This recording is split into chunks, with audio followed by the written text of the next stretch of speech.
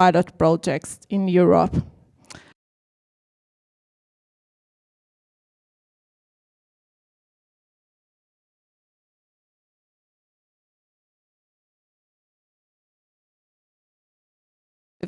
The 12 health-related challenges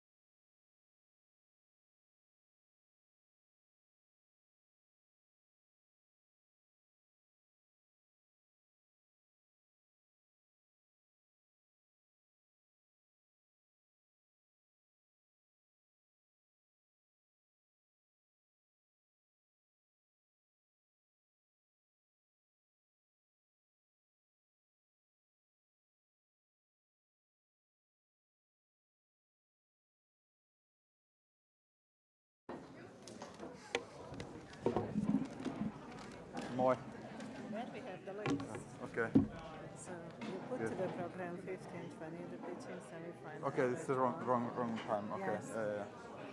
Moi, löytyykö meikäläisen esitystä? Joo, se oli siellä. IST Self-Care Solutions. Yksi asia ensin, Kristina. So like the pitch is supposed to be 3 minutes.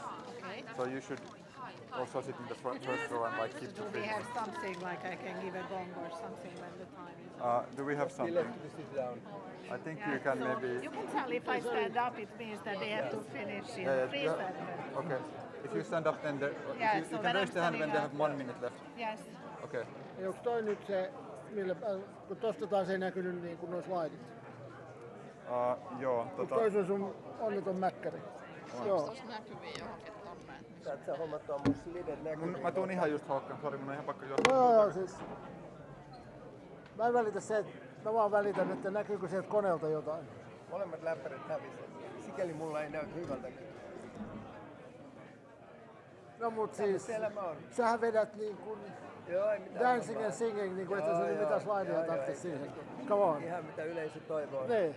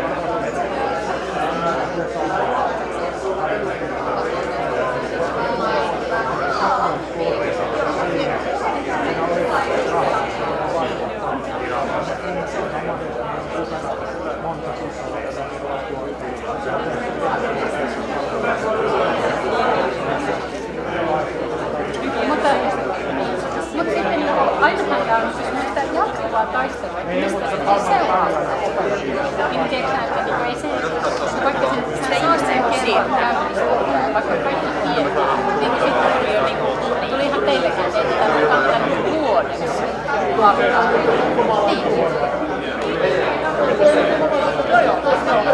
Siitä huolimatta, että joka organisaatio kysytään, että onko tähän niin me ensi kauden rahaa, niin ei me mistään näin vaan mukaan.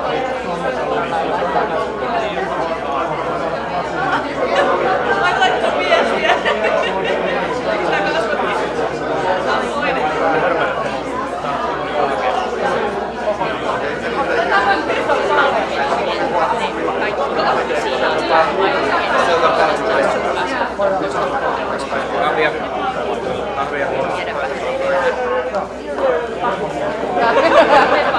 Tää voi olla maitoa kaikille.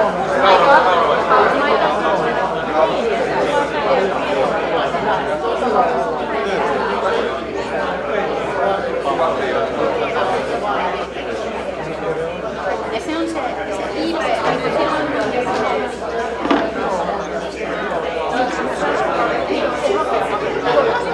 eli se on niinku se kommerso.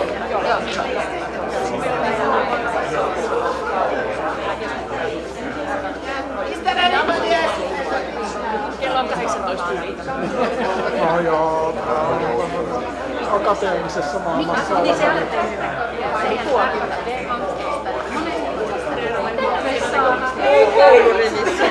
Joo, ja vähän Tampereella se on. No, eikö se ole hyvä nimeä? On, ja pääsen järjestämään kursia ja mukavaa. Joo, niin se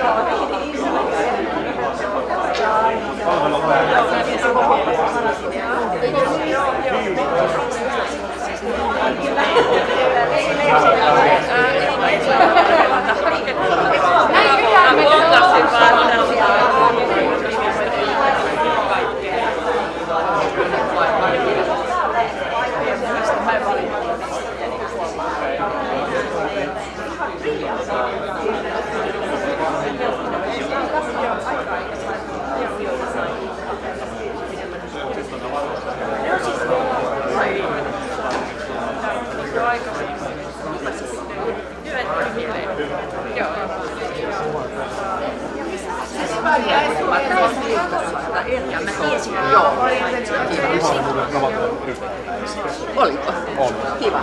No niin, kiva. Kiitoksia, mutta se oli kyllä tosi hyvä semmoinen. Kaikki osallistuu niin ja oli mun mielestä ihmisillä aika hyvä ymmärrys siitä, että kaikki kyllä. Ja eri aloilla. Joo, mitäs se oli siinä?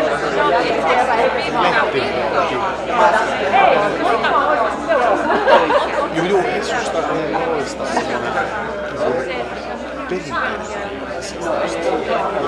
mutta se on mielestäni se on toisaalta aika uudessa hallituksessa on ihan puheenjohtaja. Tavallaan siellä sä katsot sitä sateenvarjon perspektiivistä. Se kaikki vaan ei riitä.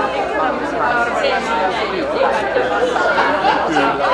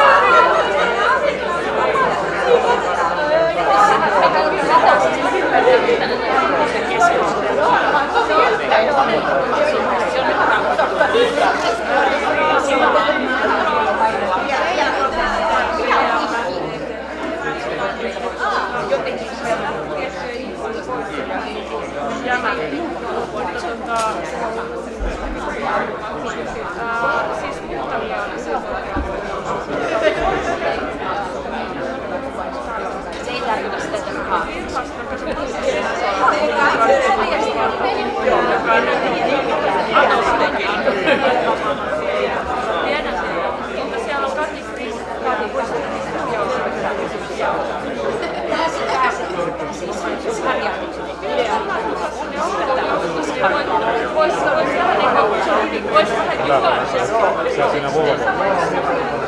Mä katsoin, että tuossa on sellainen pössy, joka on jotenkin päällä. Mahdutaan sieltä. Eikö mä arvasin, että menee sun katsoin tarkemmin.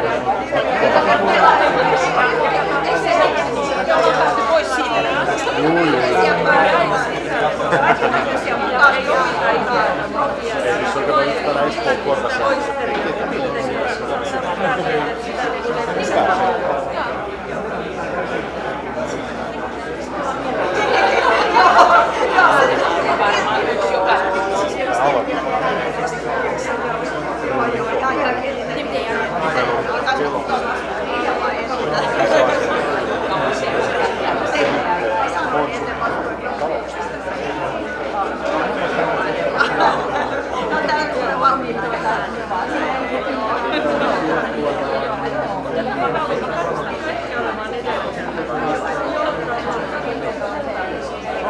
Siellä pyöritellään se. Sanotaan, tosi kättä.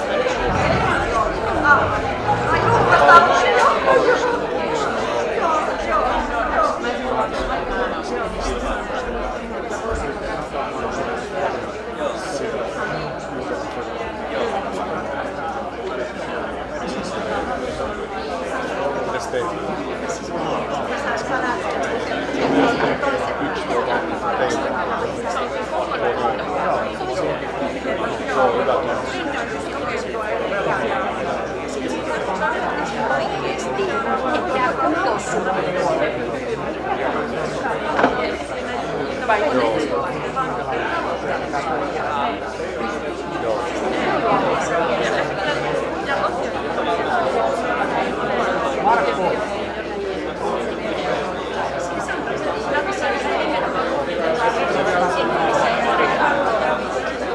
Kiitos kommenteista.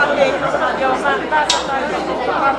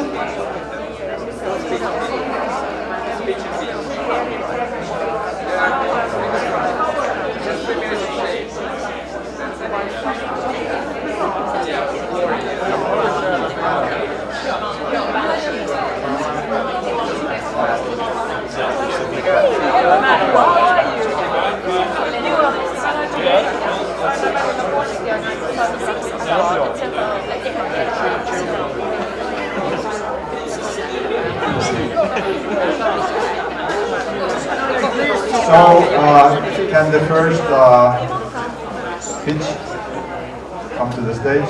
And we have all the jury members ready. Because we have not so much time, we have to do. The rules are so that the pitch is actually 3 minutes, and then there's 2 minutes for questions.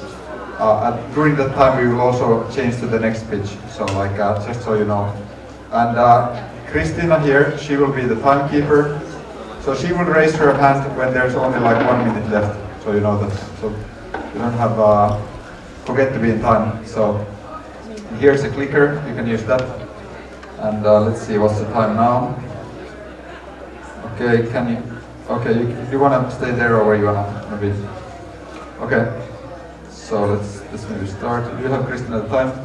As soon as you start to talk, Christina, let's take clock on. So if I stay silent, it will continue. Hey, sorry, speaking to the mic. Yeah, Yes. so now you are hearing. Yes. So 1 out of 10 is the number of people suffering from some kind of loss of kidney function. It means that your kidneys are not working as well as they should. It is reversible, there's no cure. We can slow it down, but we cannot cure it. So kidney transplant is the only thing that can cure you. In the final stages of CKD, you end up in the dialysis treatments, just to stay alive. So dialysis treatment extracts toxins and excess fluids from your body. And one of the dialysis forms is peritoneal dialysis. It is dialysis form that is usually done by the patients at home during the nights, every night. So it means that you are home alone with very demanding treatment, but you are able to work during the days, go to work, and enjoy your time with the family. But in this treatment, there also lies the challenge. You are home alone and you need support. There's no way to identify infections or optimize the treatment. So, our solution, patented solution, is the KiwiCare monitoring device, and it can identify early infections. It is an add-on device that can be added on any dialysis setup that you have at home. It has the sensor capabilities to optimize, so we are using biosensors to actually measure what is happening during the treatment. So not anymore guessing. Facts, how the treatment is actually working. It is non-invasive, real-time measurements from every treatment cycle. So this will be our future dialysis management platform. So with the data, we are able to optimize the treatment for the healthcare and for the patient. So it's a billion business, and we aim to be 140 million revenue company by the end of 2031. And what does that mean in practice? It means that in 2030, over 6 million people are under dialysis treatments. And only in US, these peritoneal dialysis patients, here you see the numbers, it means that we only penetrate about less than 6% of the markets. So we are going to build the cassettes and we identify our competitors, but we are the most lab-like setup. So the team has the knowledge to do and make this happen. Thank you. Good. So now the jury, who wants to start asking questions? Thank you very much for the presentation. I You're have welcome. questions around the user. Who do you see the main user of the device and interacting with the interface? Yeah. So we are planning to have the data provided to the clouds where the healthcare professionals, patients can access the data and they can then optimize the treatment and follow up the treatment. How many of these patients get infection on a yearly basis? Patients get 1 infection per year, and it's really cost-effective or costly infection. Who is paying for it? Is it the hospital, the patients, or the nurse? We are planning to go to the US market, so there the service provider pays the device, and the healthcare professionals or healthcare is paying the device. But in some cases, even private patients can buy this device. And can you elaborate on the cost savings and health economics of this solution? Yeah. So basically, we are talking about if you get infection, you need to go to the hospital. You may need to transfer from peritoneal dialysis to hemodialysis. It will cost over 50 to 70,000 to make that change. And if you can avoid even one, it's a big save.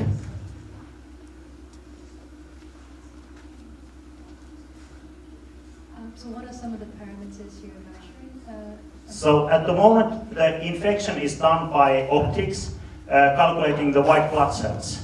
And with the biosensors, we are measuring urea, glucose, and creatine to make it match to the lab results. So it's a lab at home. Is there a possibility of automated adjustment to the parameters of the dialysis? In the future, yes. Because this data has not been available earlier. So what we can build on top of that, only imagination is the limit.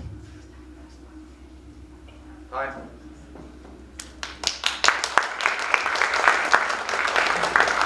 So next one is Mukava.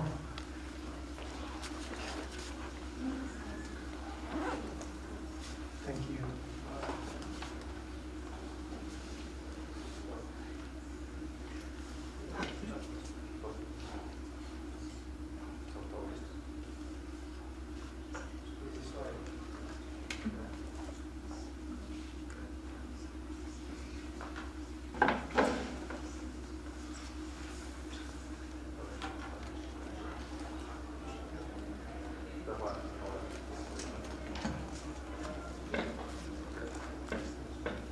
Mukava is soon to be launched startup from VTT. We have developed novel trilateral technology for measuring biophysical signals such as heartbeat, muscle and nerve functions. There is a strong shift towards in cardiac marketing towards miniaturization of devices, toward wearables, remote monitoring, as well as preventive health care. And we have developed. Sorry. However, there is this bottleneck in market disruption caused by gel electrodes. For example, they have bad signal quality, and this leads to misdiagnosis and unnecessary treatments. The magnitude of the problem is huge and is well recognized.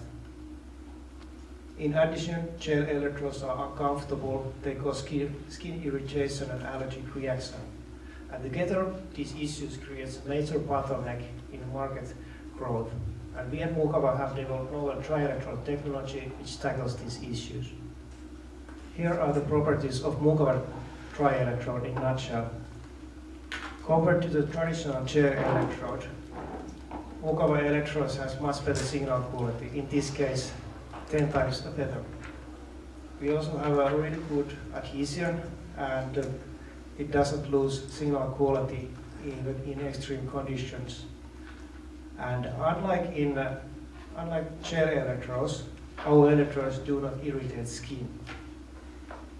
The current market size of medical and wellness electrodes is almost $2.5 billion, whereas our serviceable market size is approximately 800 million. Here are our competitors, and this is how we different from them. We are only solution able to provide accuracy and comfortability needed for market disruptions. Currently, our electrodes we have protected our electrodes with patents, and currently they are tested in 10 companies. Here is our financial prognosis, and currently we are looking funding from VCs and business angels. We have a seasoned team and strong background in technology development, business development, sales and marketing. Thank you for your attention.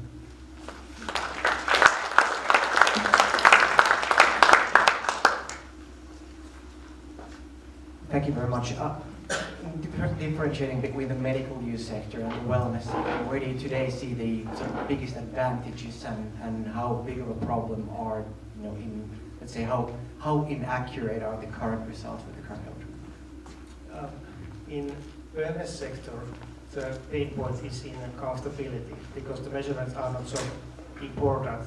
So here, the comfortability is most important.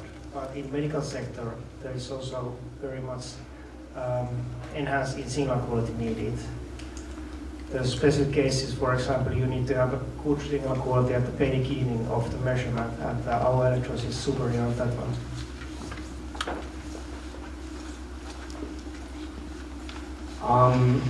I'm assuming that these are quite inexpensive when it comes to unit price. How do you manage to scale this business? We are not ourselves producing those, so we are looking for subcontractor and having negotiations with them. But I mean, volumes, this likely requires quite sizable, like volumes and sales. Exactly, they need that, yeah. So these are really cheap, a couple of 10 cents.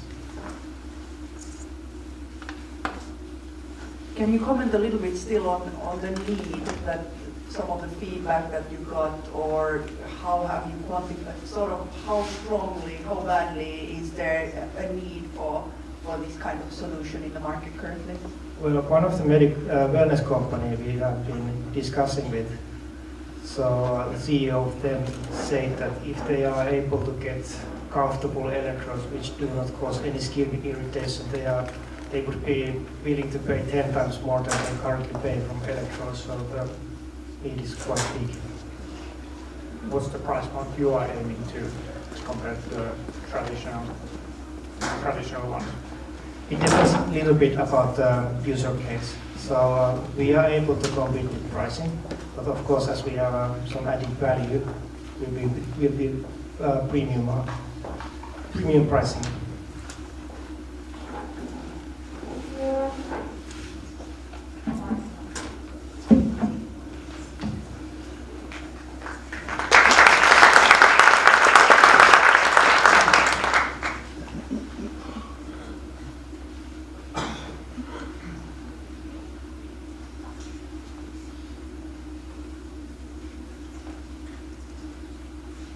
Hi everyone, my name is Kelly and I'm the founder of Moon Health. We are a very early stage medical device startup developing on biosensors for continuous and precise health monitoring. With our first device, we are tackling the global issue of infertility. So currently already 1 in 8 women are seeking fertility intervention. There are about 80 million couples worldwide struggling with it. But we still don't have any accurate data of female hormones, which are crucial for conception, and we are aiming to change that. So we are developing an at-home diagnostic device that will make ovulation and hormone tracking easy, convenient, precise, and accurate. It is user-friendly, reliable, and convenient for the woman, and it will increase the conception rates, but in general, not only tackling the fertility, but also with this device we could do so much more. So we will also incorporate all of the other problems as well. We are using a DNA-based immunoassay technology. We have already started with laboratory prototype. We started laboratory testing this year and we have finished it. We have seen good results.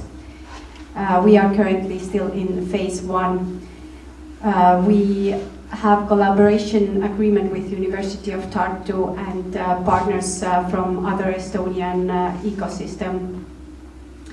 Although there are a lot of ways to track your hormone levels, especially ovulation testing kits out there is currently no device like Moon out there. There is a very big search towards biosensing in general, but none of those companies are currently focusing on female health or are in the development phase as further as we are. We integrating our machine learning with the device, we will surpass those existing solutions, and the global biosensor market size shows the potential of the size. The team consists currently mainly of scientists, but in total we have about over 50 years of combined experience of research in biosensor field. We also have engineers on our team who aren't on the slide at the moment. So the continuous health monitoring is the future. We have seen that with the continuous glucose monitoring systems, which are currently the main commercialized products out there, but there are a lot of companies moving in that direction. And if anyone is interested to learn more about it, then with the QR code you can book a call with me. Thank you.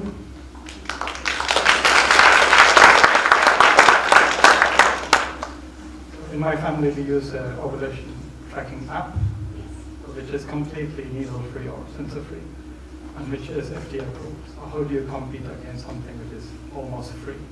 Yes, of course, ovulation tracking apps are very popular. There are over thousands of them.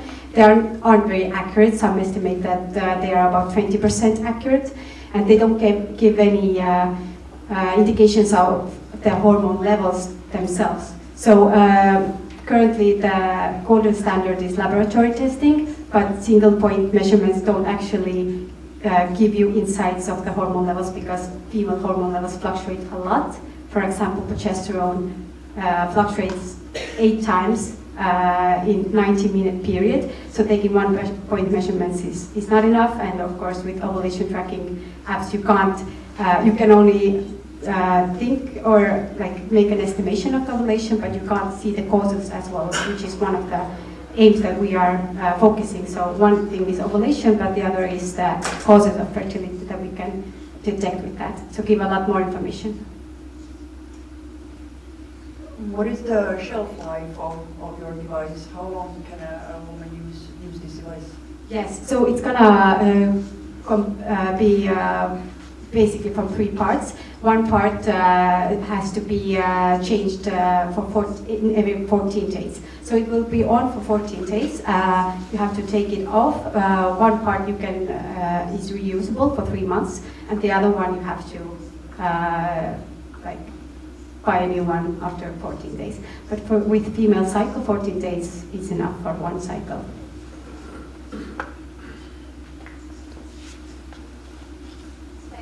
Thank you.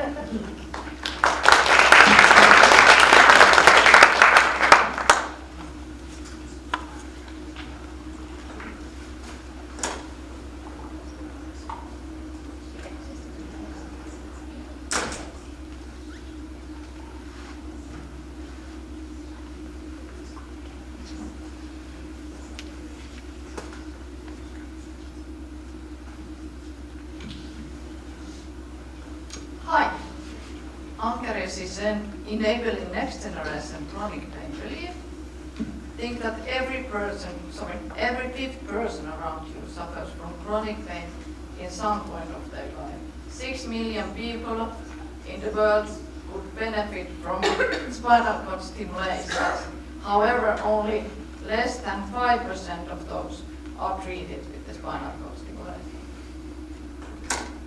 Hungaria's target market is $340 billion and is estimated to grow after the spinal cord stimulation selection is getting better. Hungary is identifying right patients to do spinal cord stimulation therapies and personalizing those therapies.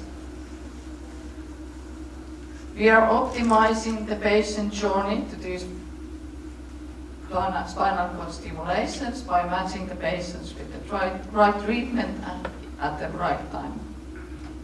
So this will reduce the healthcare cost caused by chronic pain, approximately 20 to 50%.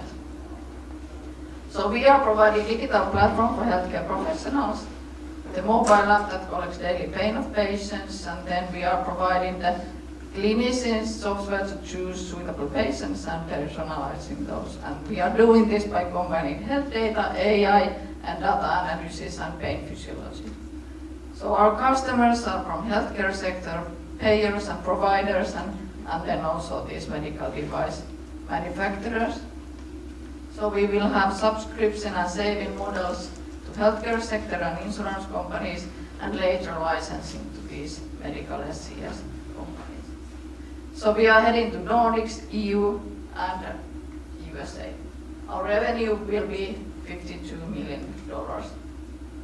So we don't have direct competitors. The big advance is that we have AI algorithm development inside house.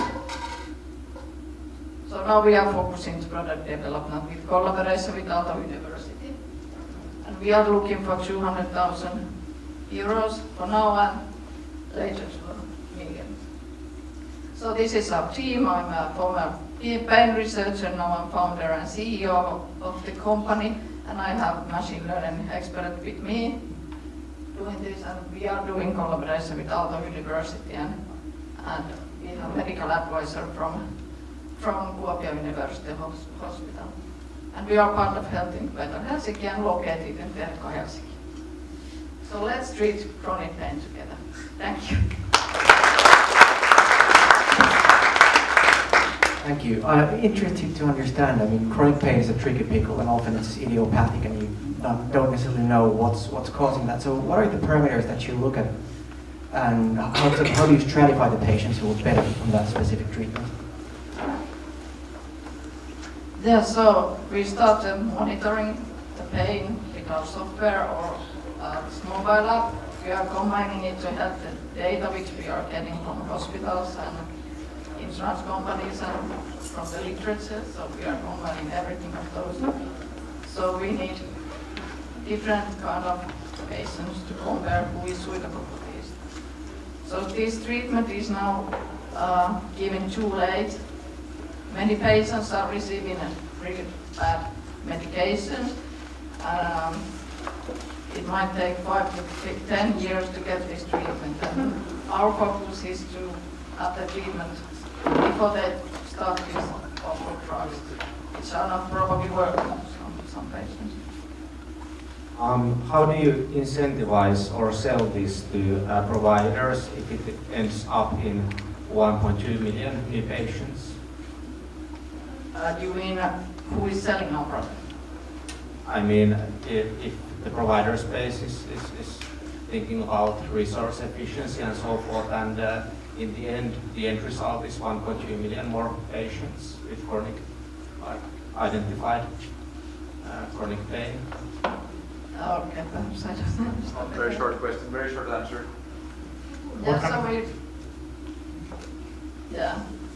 So we are doing a lot of clinical studies, and we show that it's really working, and then we are using a lot of data too. So we need some hospitals that will take this to their test, and after that, so that it really works. What kind of evidence do you have about cost savings? Cost savings? Cost savings. Yes, there are a lot of literature based on the spinal cord stimulation, so how cost effective is it. So we have done the research to look those. It's really, these devices are really expensive, but then if you compare to long drug use, then it saves money. And Ankeres can take part of the saving. Thank you. So next one, instructors.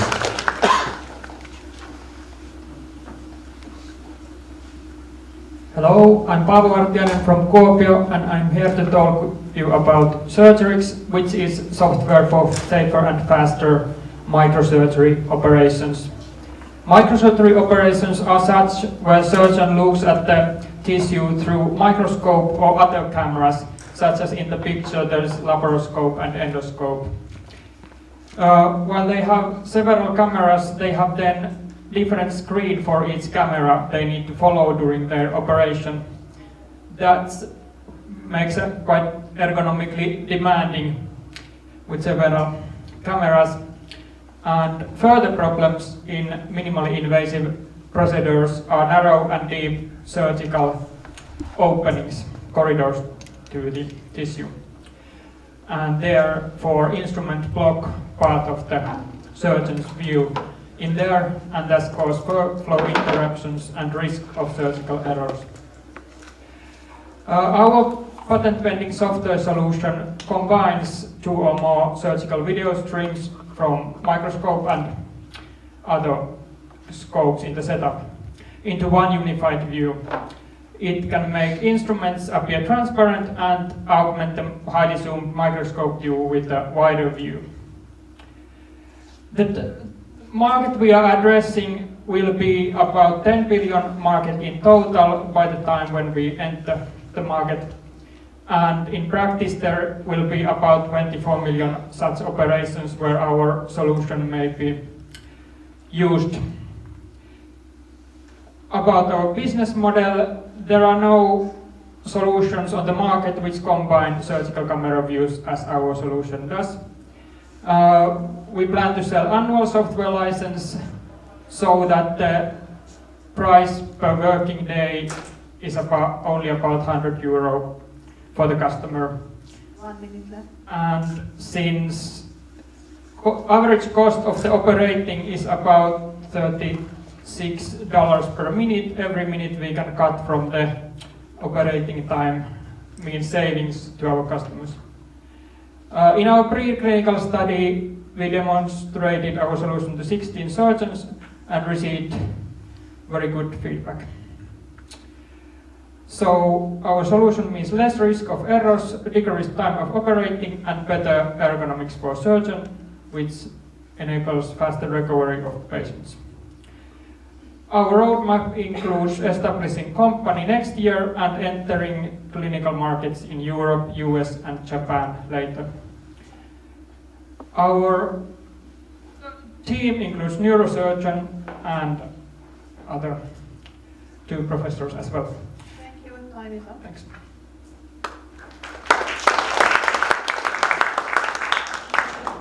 Thanks very much. Are you platform agnostic at the moment?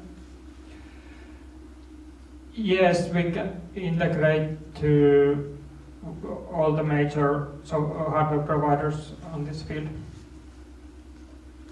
What makes it difficult for other OEM manufacturers to implement similar solutions? I guess the thing is, the one thing here is the medical device regulation, that the machine vision algorithms we are applying here, we are making the process that get them accepted. So we have not seen that anyone has done it before for clinical use.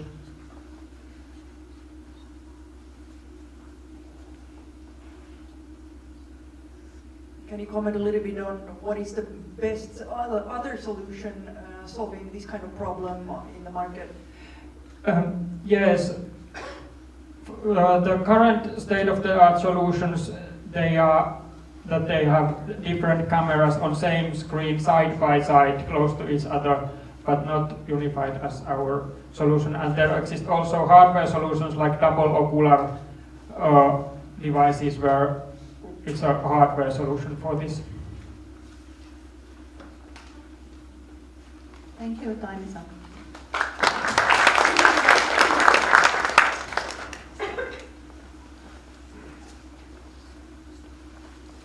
Hello everyone, I'm Sebastian Soidisalo from Polkum Therapeutics. We develop novel therapies for Parkinson's and Alzheimer's disease in order to stop the progression of the disease.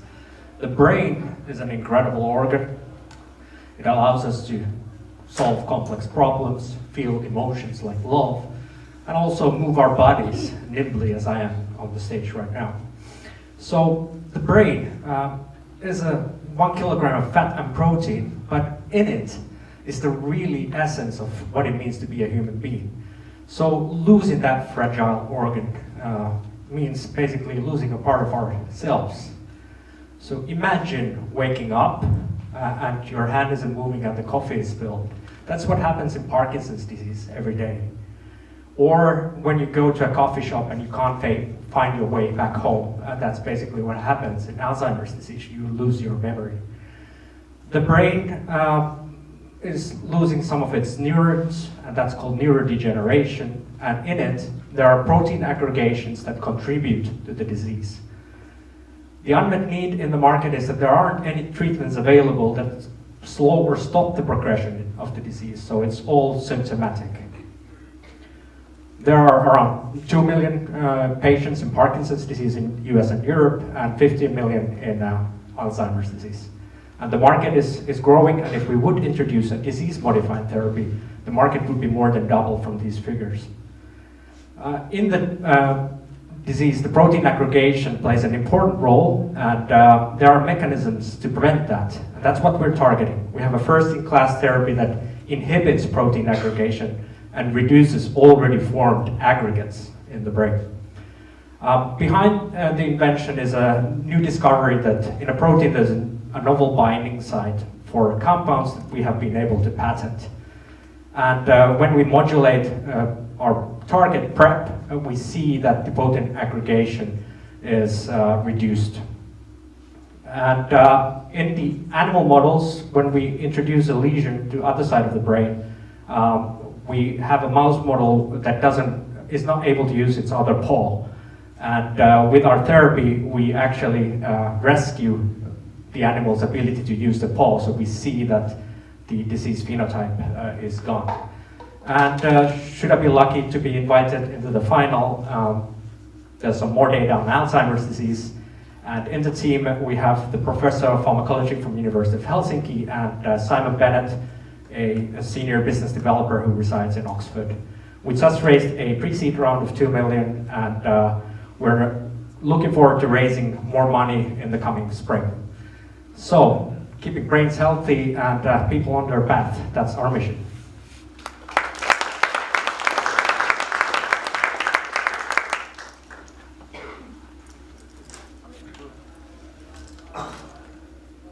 Thanks for the presentation. I was wondering if it's a peptide that you're using or a gene therapy approach?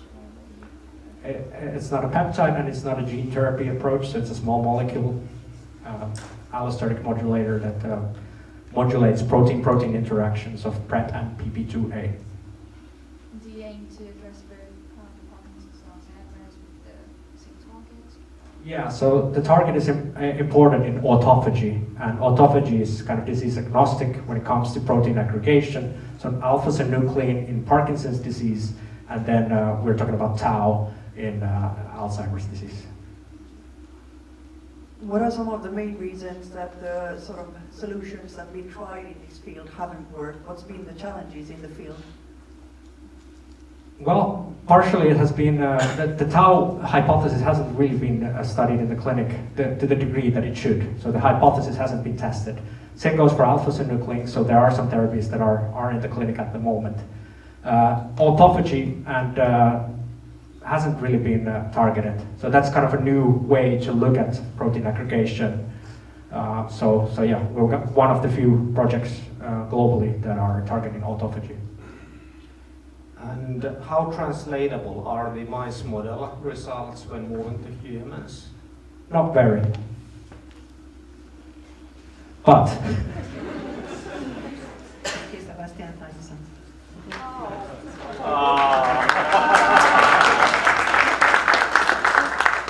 One more pitch and then we start the opening session.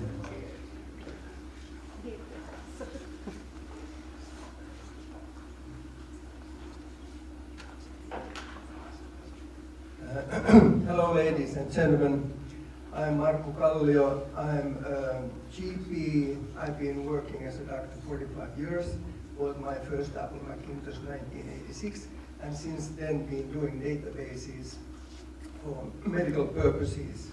What I'm talking today is a short of our product, which all in this room will be using, and if you're not using our product, you will use our competitor's product. It's a smart symptom check program which is in front of every doctor or, wait a minute, where did we go? Oh, my son has done. Okay, so when you want to meet a doctor or a nurse, you will be asked in future every place, not yet, but in future, that what are your symptoms, why do you need care? And you have to answer a certain number of questions. And this is a process which is not very organized at the moment. We've been developing a set of 750 different clinical situations as three medical doctors. And so this product at the moment is used in 6 out of 20 in Finland's health district areas. And what we can do here is that after you have answered, it gives back your answers to our central system. It analyzes where did you say yes, where did you say no, and makes some more questions regarding to your answers, and then it tells which channel, which doctor, which nurse, physiotherapy, or whatever mental problem you have. So you are not in the wrong place, not in the wrong time. This is the heart of the product. And this, yes, this shows just that when we've been doing 4.5 years the database, then we started selling it roughly 1 year ago, and now we are doing the way you see over here. And this is our team, and we are 3 doctors, 3 programmers, and quite a lot of amount of experience in medical databases, and this is something that will be needed everywhere. If somebody talks telemedicine or chat, I have only one question. Which question system, which software do you have in the front? Everybody will have something in the front. Our product or the competitor. Thank you.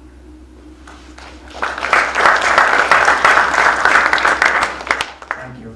Really interesting area. I was wondering, what are the competitive advantages that you see with other solutions? I mean, there are, these telehealth platform providers like Babylon Health and others who have their own sort of triaging tools, and I'm keen to hear how do you differentiate from The main difference at the moment is that we have done everything handmade.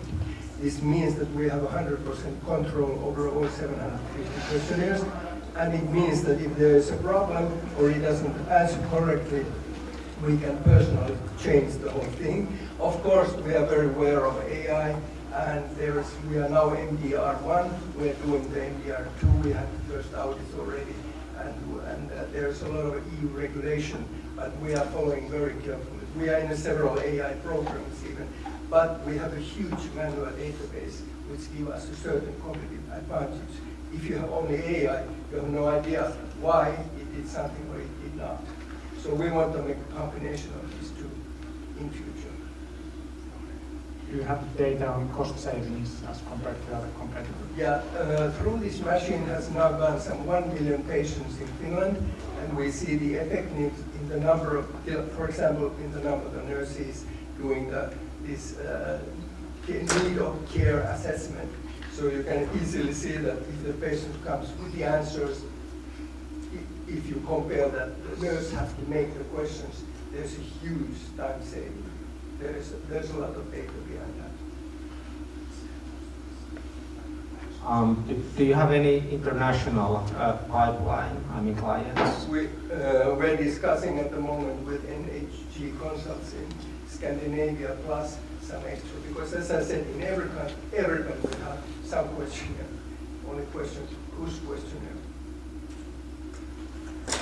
So final question, how do you convince these, let's say, bigger private healthcare clinics, not only in Finland or Scandinavia, but more broadly, to use your platform over what they, many of them already have today? Yeah.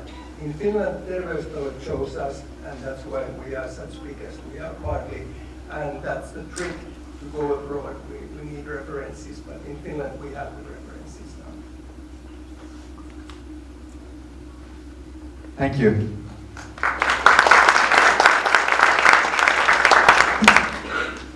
We are a little bit behind the schedule. It's going to be a long day, so be prepared for that. So next, actually, we are stopping the pitching competition here, and we'll be back in 6 o'clock, actually, for the next batch. So the last 7 will be then. Yeah. Thank you all, and the opening session will start next. And Patrick, yeah.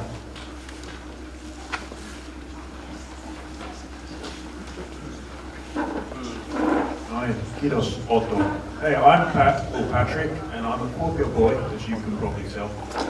Is there anyone else from Kuopio here? There must be, yeah? Kuopio boy is subtle. So I have the pleasure of being your moderator today, for the rest of today and tomorrow.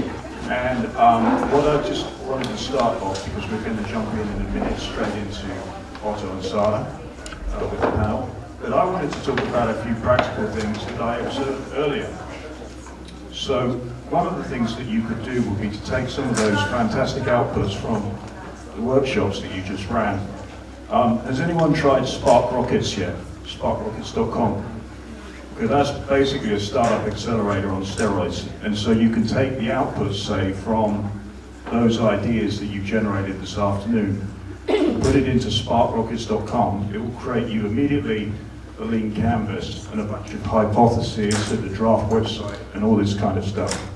And then you can take the outputs from that after 5 minutes, put it into a Google Notebook LN, then play with it, combine it with some sources from some websites, from some YouTube videos, LinkedIn, then take some of the outputs from that, put it into ChatGPT, create some mind maps, and within the space of about 30 minutes, you're looking at those ideas in a very, very different way. And this, I can show anyone how to do that in about 5 minutes. So if anyone wants to have a go at that over the next 2 days, please come find me. Or you can send me all of the outputs from those workshops, and I'll kind of consolidate that for you and put it into those tools. So that's my offer. What I'd like to do now, I think we need to get started because we're on a schedule. So let's please welcome Sara Hassanen, CEO of HealthTech Finland.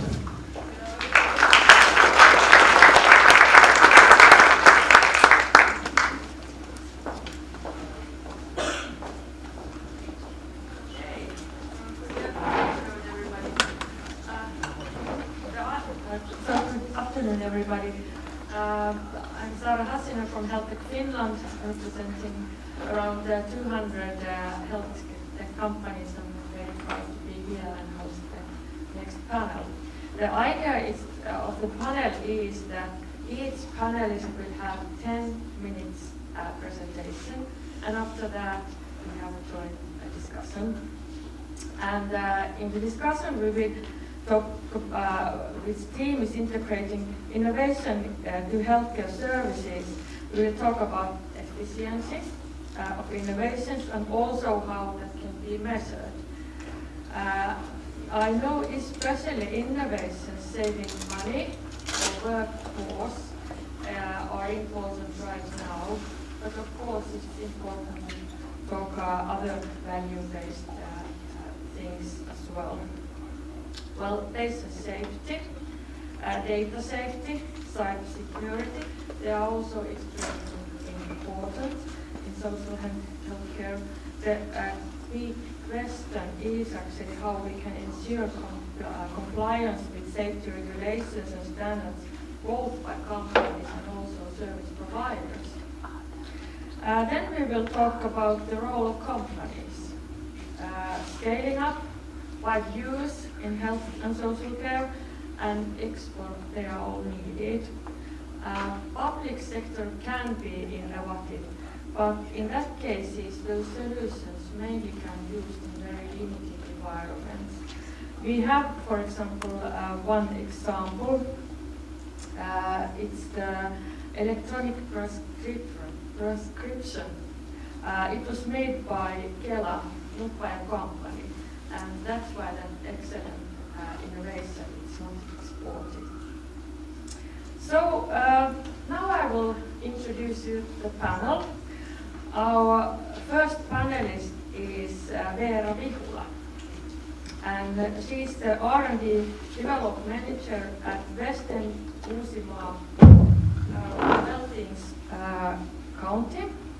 And before you start, I'd like to ask you, how do you shortly describe your daily work? Well, I'm developing, so that's what I do. My daily work is basically doing PowerPoints about what we are going to do next, and making project plans. That's also what I do daily. Okay, so my topic today is a co-creation case for creating AI solution for patient record keeping. I'm going to tell you about the journey we have taken from the idea to implementation. And the idea is actually quite simple. We would like our doctors to have more time for their patients. At the moment, we know that our social and healthcare professionals use even hours per day to paperwork. And it is our strategic goal here at Lund that we want them to focus on the jobs and the work that they have expertise and where that expertise is needed. So we want them to have more time for their patients. There is research globally that generative AI can help us achieve that goal. We wanted to focus first on automating documentation because we know that that is technically feasible. And how do we know that? Because they already do that, mainly especially in US. But the problem for us was that they weren't quick enough to come to the small language area that we are here in Finland. So we made an active decision to boost the market, explore the regulatory boundaries, and learn as an organization. We started by looking at the market and recognizing a partner for us. It was actually our neighbor, actually here from Design Factory, Costa Labs, that we started the co-creation and collaboration together with. First, we did an excessive DTIA and risk assessment while Costa Labs was also developing their product. And at the end of May, we were able to actually start the proof of concept phase at Nummela Healthcare Center, with first 5 doctors and then expanding to 6 more in August. How does it work?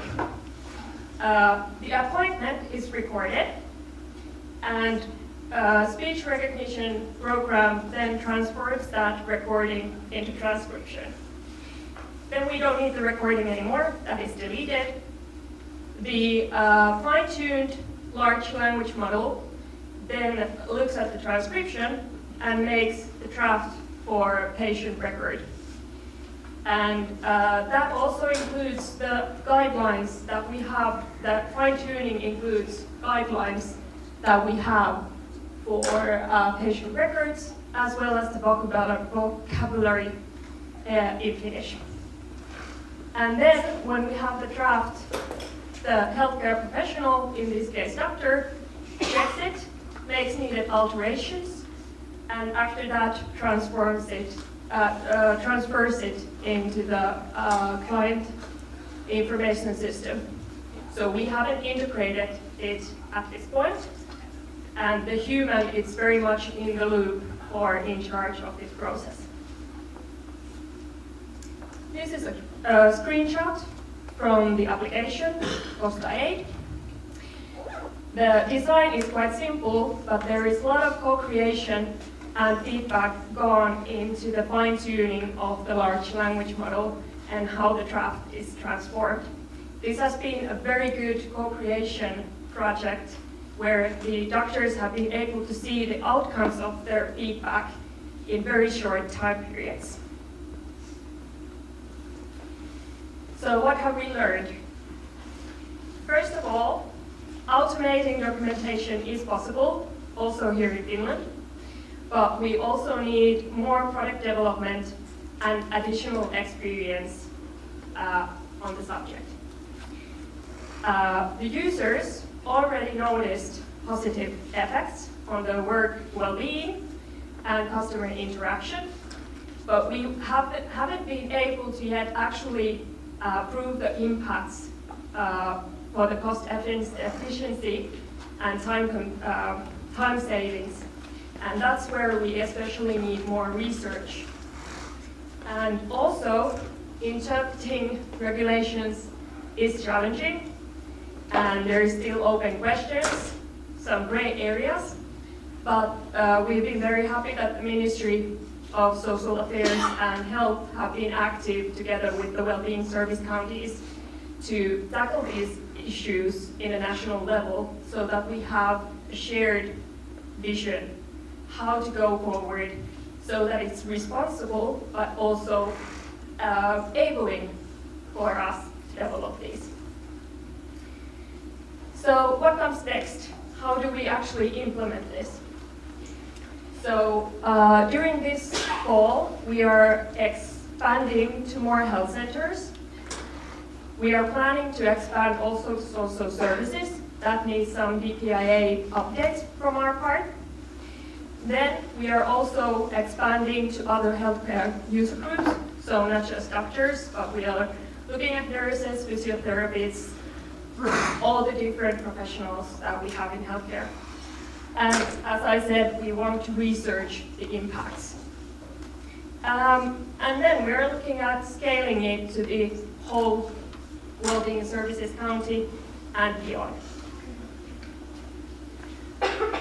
To conclude, the idea was that our doctors would have more time for their patients, to have better interaction, and there is some quotes from our doctors that have been using this app, and they mentioned that they have been able to have better eye contact with the patients, and they think that the presence with the patient has improved. And that's, from our perspective, very valuable on itself. Thank you. That concludes our time. Take your place on stage. Our next panelist is Rasmus Felt, and he's the accelerator lead at Beta Health, DK National Hospital Innovation Platform. And before you start your presentation, I'd like to ask, what does accelerator lead actually do? Well, thank you so much for the question. As an accelerator lead, I'm still in touch with the projects that we have within the accelerator, so I'm still advising them on how to actually progress. An accelerator lead, that means that I'm also in charge of my colleagues and their work together with the projects within the accelerator of Vita Health. So that is what I'm mainly doing. So I'm of course also always improving the accelerator. But here today, I will be talking about the missing link between clinical research and solutions ready to implement. Yeah. So what is the problem? I will try to take you on a journey from like top level EU strategy right down to how we actually do it in Vita Health. So what is the problem? The problem is not what you see here. Actually in EU we have some of the best research output. I think actually in the top 6 you will find the 3 Scandinavian countries and Finland if you look at publications per capita. We have some strong research institutions who are well renowned throughout the world, and we have a quite good collaborative environment built on trust within the EU. So we actually have a lot going for us when we talk about research. But why do we then still talk about an innovation gap? And these sayings are not just me, it's from a quite recent report by Mario Draghi for the EU Commission. And if you haven't looked it up, please do. It's great, it's a few hundred pages, but it's worth it. Because we are still talking about this innovation gap. We still see too little commercialization of the research actually becoming something which changes the patient pathways, which changes the way our personnel work at the hospitals. We still have regulatory complexity. I'm happy to see some of our advisors also being present here today. And we still are lacking behind in the investment in R&D in the EU. So when we look at this gap between scientific research and innovation, we have a lot of things in between. And these are just some of the things that I have tried and the schemes that I've worked with. I've both been a support function without any funds. I've tried microfinancing some of these projects, and I've also worked with these cross-regional innovation boards in Denmark. And they have all failed. They have all not shown up to be able to have the promises or be able to help the promises that we set out to. So what I actually think that we need for bridging this gap between scientific research and innovation, it's quite simple.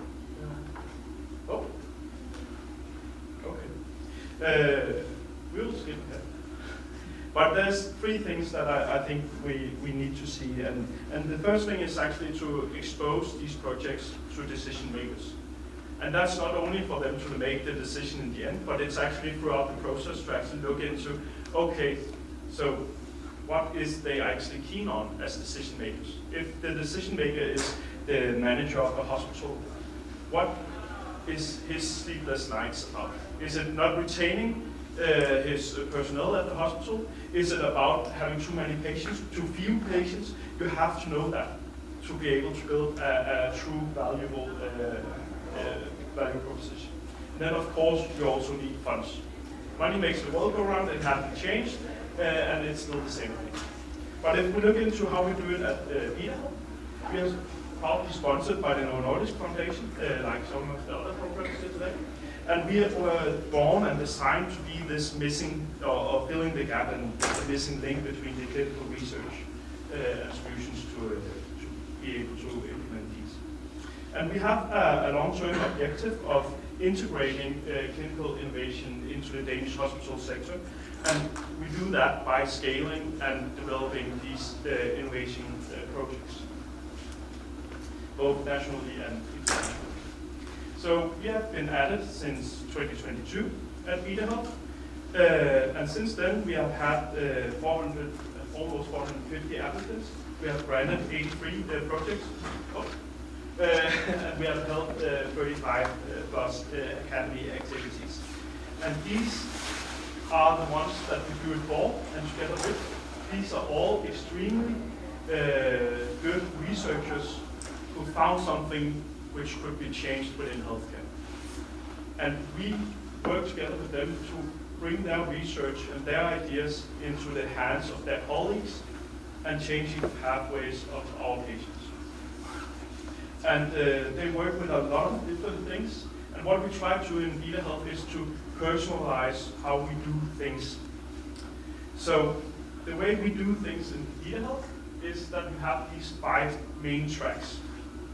We have a Vita partner, that would be someone like me, or one of my colleagues, who will check in with the project team every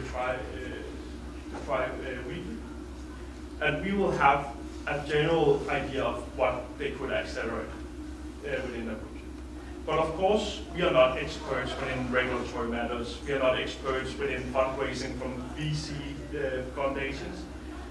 So for that, we have expert sessions. And we will have those experts within Vita Health for them to help our projects. Then we also run academy sessions. And this is where we try to challenge the projects within Vita Health. We'll set up an academy session on sustainability. That's usually not something coming first into mind when you're doing hospital innovation. Maybe it should be, but it's not today, I can tell you. So these academy sessions are there to challenge the projects. And then, of course, there's a big focus on funding. They need funding beyond what we can provide them. So this is also something that we provide. And to broaden their network, we set up these advisory boards. These advisory boards, it can be with experts and persons from industry. It can be with experts from different hospitals, also internationally, to challenge, is this actually worth doing? Is this also fitting for a German, Finnish, Swedish, US setting? So you have to broaden your view of what your project actually is. So an acceleration phase within Vita Health could look something like this. So you'll have different meetings and they will take quite some time on your agenda to be part of Vita Health. And we know this. And all our, there's none of them being full-time. So we know this. And that's why we also try to focus on, okay, where's it pinpointed to be most relevant for you to accelerate. So within our accelerator, we focus on different things. We use what is called innovation readiness. It's stemming from the technology readiness level, which NASA used to use. And that was just focused on the technology development. Now we have different innovation readiness. This is inspired from the KTH, the Swedish Technical University, in thinking more broadly. What is actually worth your time when developing a new project? So it's not just about moving the technical readiness of your solution. It's not just about doing more research, but you have to think more broadly. You have to get into regulatory manners. You have to think more about how to actually become an organization. Because one thing is doing research. There it will be Peter who have built the AI who can support it. But once you get into something which should become a real market product, you need an organization to actually take care of these things. So you have to start thinking start to think this way once you also work with us. And of course, value proposition is very, very important to actually get to know what is actually it that we can sell. What is it that the decision maker, the budget owner, in the end does care about? Is it more patients? Is it fewer patients? Is it fewer complications? Is it retaining staff? What can it be? So just lastly, to take one of our cases, just to see how simple it can be. This is Kjell and his Henrik from Zealand University Hospital, and they were looking into changing cancer care. So they found this problem that our cancer patients within chemotherapy, they have to do a lot of frequent blood tests. And they said, why can't we just do that at home? It should be so simple. But they found out there's no certified solution on the market today. So what do we actually do? So they found something that they could use in a lab, and Niels, being a proud and quite risky doctor, he said, let's set up a research project.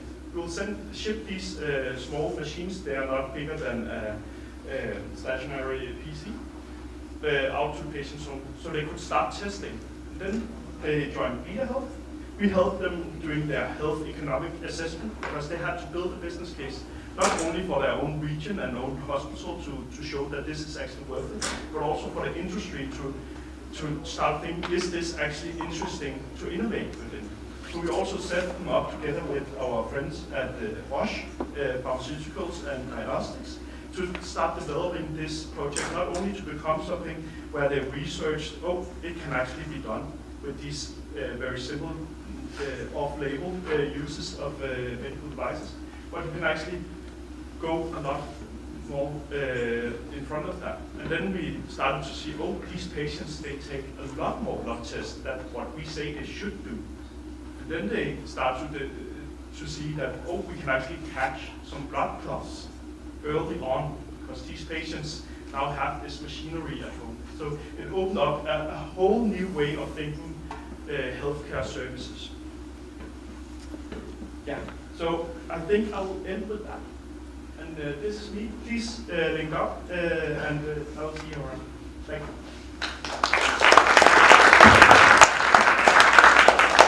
Thank you, and while you're listening to these excellent presentations, you can also think about good questions, because there will be time for audience questions also asked.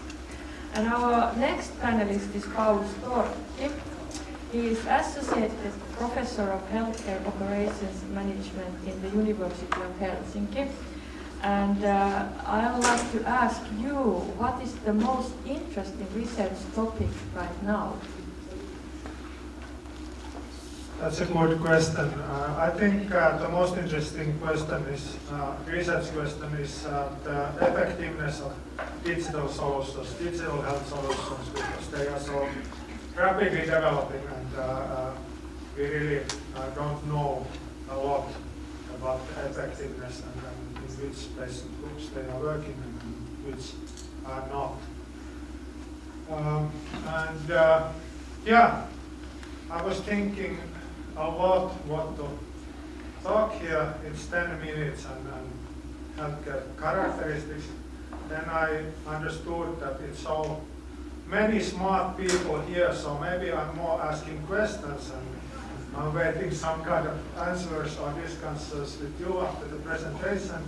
But there are some, I would say, wicked problems which, if we could solve those in healthcare markets, the outcomes would be improved a lot. Of course, if we start with that, maybe why so many of us are here today, it's very interesting market from many perspectives. Rapidly growing, it's easy to reason why we are interested in healthcare, because the overall purpose is very good. But then there are some challenges, and maybe I'm focusing some of them in this presentation, especially the problem of multiple stakeholders in sales, and after that the health technology assessment, or how we call that evidence-based tradition compared to the innovations. But if we start with the sales process, and I think this is quite familiar to many of you who have been doing business with healthcare markets. So basically you have to have at least 3 different sales speeds. So first of all, you start with professionals, clinicians, or you show that maybe the clinical evidence, the outcomes, how the clinical quality is improved. But as they are big organizations, maybe the next step is to talk with the managers that what are the cost effects, cost impacts of the product. And as in many countries, the healthcare systems are public, but even if they are private organizations are huge, and they normally maybe are using kind of tendering process, so the final step is to translate define the specifications so that the product or solution can be sold. So then, this is quite problematic in many systems. It may be slow because you have to sell to multiple stakeholders. Basically, it's the problem of the healthcare organization. They should organize it somehow. But of course, if you can have a good solutions as a private provider or a company how to build the process, it can fasten the sales process a lot. So that is one challenge I would be eager to discuss with you if you have any ideas how to build these sales processes effectively. But I think even most interesting question is how do we find balance between innovations and this evidence-based tradition of healthcare? I've been 20 years in research, but also working for many companies, health tech companies, consulting companies in healthcare and so on. And in almost every project, or if we are trying to sell or implement a new solution, there is a question, what is the evidence? Do you have randomized control trials? Have you shown the effectiveness, the outcomes? And it's very slow if we have to collect the evidence for every improvement. The opposite, as an example, is as some hospitals have been implementing a lean as a development philosophy, or how you call it, and there you try to improve the processes every day. And in biggest university hospital in Finland, when I asked that how have you documented those changes, if you try to build the evidence, what are the impacts of lean, they said that we don't document anything because we are lean. We just improve the processes. It's waste of time to document. So you understand that there is really a difference if you strive for continuous development or innovations, or if you do only things evidence-based. And that is somehow we should think that what is the right balance in different products, in different solutions. Of course, if it's medicine or it's a medical device, you have to have a careful evaluation of safety, outcomes, and so on. But how do we segment different solutions that it also enables rapid innovations in the healthcare system? So one question related to that is that how do we classify different innovations and solutions? As I said, and you know, traditionally, for example, medicines have been evaluated very carefully. They have very formal health technology assessment process in most of the countries. Now we are building a Digi-HTA process in Finland, but there's a lot of different technologies, different applications. How do you classify and how can you find the best possible evaluation process for different kind of solutions so that we can optimize the cost effectiveness also of the evaluation, but in the long term of the healthcare services. And I will finish with the value-based healthcare perspective. Of course, in the evaluation and assessment of solutions, safety is important. The usability and that kind of dimensions are important. But if you can improve the health outcomes and or decrease the costs related to the patient care, that gives the possibility to win the game. So I think that's very important to think in any solution. How can we measure the outcomes related to our solution? Can we do it continuously? Can we report it? And also, what are the cost savings and how can we report them? Because if we can do this continuously, it's very easy to show the benefits for the healthcare providers and for the patients. Thank you. Thank you. And then we have Saija Stenroos. She's healthcare designer at the startup company Sote-Muotoilu. And I'm very interested to know, what does healthcare designer do? Could I say design things? But I'm not. I'm actually working at well-being service councils when they are implementing those information systems. And I'm helping with the practice and with the technology, how the practice is going to use it effectively. Paulus told that he prepared his speech. I did also, but I have to tell you something. First, my name is Saija Stenroos. I'm coming from Oulu, and I'm working in this startup company Sote-Muotoilu. But I have to tell you something. When we arrived with my colleague here today, I'm ruining my speech already.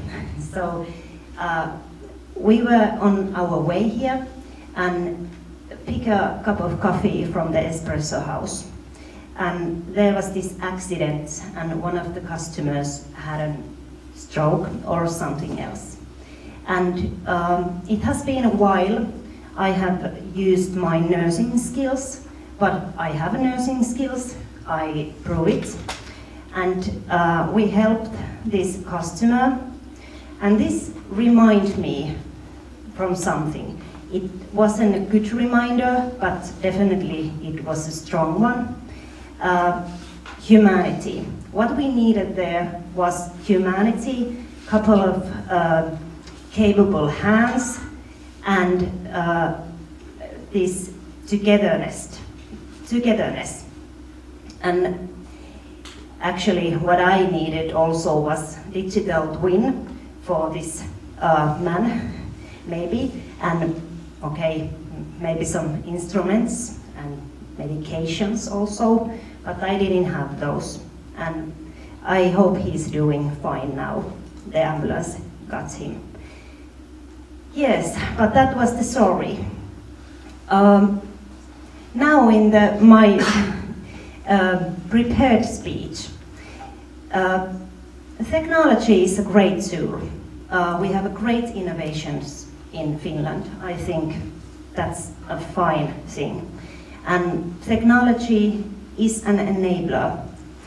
But the real value comes from how we use it in practice. And there can be problems now and then. If the old habits remain unchanged, despite all the technological advances we have, innovation's full potential is never fully realized. So what's behind this? Why can it be so difficult to change old habits? When we are integrating innovation in healthcare, there can be several challenges and I think I'm struggling with all of these. One is over-focus on technology. Other is vegu goals. I like the word vegu. I love the word in Finnish. It's called hähmäinen. And third one is actually issues with change management. So we know technology alone isn't enough. If the professionals are not equipped to use it effectively, technology will fail to deliver its promise.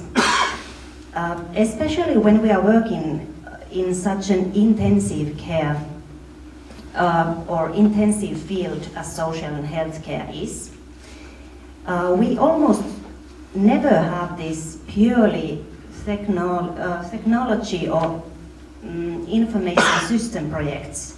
I claim that it's always people's projects. And that means we have to deal with changing operational structures, changing operational models, and they can be rooted very deep into the people's minds and also in organizations. Systems can change rather quickly, but people's ability to adapt, it's much more slower. So is it clear where we're heading? What are we aiming to achieve with these technological solutions? And maybe you've heard that it's a lot harder to give up old ways than to learn new ones. Successful implementation requires us to understand three things.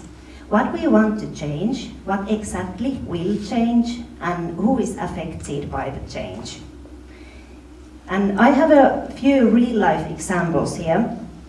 The idea of digital calendar in social and healthcare, it may sound quite simple, but when you take into account the starting point, the point where the change is going to start, and the many variations the manual calendar has adapted to, managing the change can be surprisingly difficult. We have conducted this survey in one well-being service county. According to this, about 60% of the professionals still used paper calendar for scheduling appointments, even though electronic appointment system had already been in a place and for a long time. Another example I have here is from failure demand. I define it shortly, but first, when we aim to enhance service process for organizations, for professionals, and we are moving to digital platforms, we are reducing real-time interactions. This actually can lead to a growing amount of failure demand for customers. So failure demand means shortly when a service fails to meet customers' needs. And in this case, if the digital platform fails to address the citizens' actual need, it fails to help, and the citizens are likely to seek the help or through all available channels they ever could find. They even can create new ones. So what value are we trying to create and for whom? Much of these insights comes from professionals themselves. They are the people who live and breathe the daily work. But they don't need quick fix, and quick fix means this bandage over bandage kind of solutions. Technology won't improve practice unless we address the real challenges of daily work. So whose problem are we solving? Is it the patients, professionals, businesses, organizations? Another key point here, when the development moves forward, we often forget to track how to bring about the needed change. We often also forget to remind ourselves about the goals. It's important to remember that people drive change. So here's, I think, the gaps. The success of innovation relies on good change management and effective collaborative development. And implementation needs co-creation. And this co-creation, I think Vera mentioned it, it's trending, it's gaining momentum, and I think for a good reason. It ensures that new systems truly support operations in a right way, and they engage people in the change process. The earlier co-creation begins, the better the outcomes are.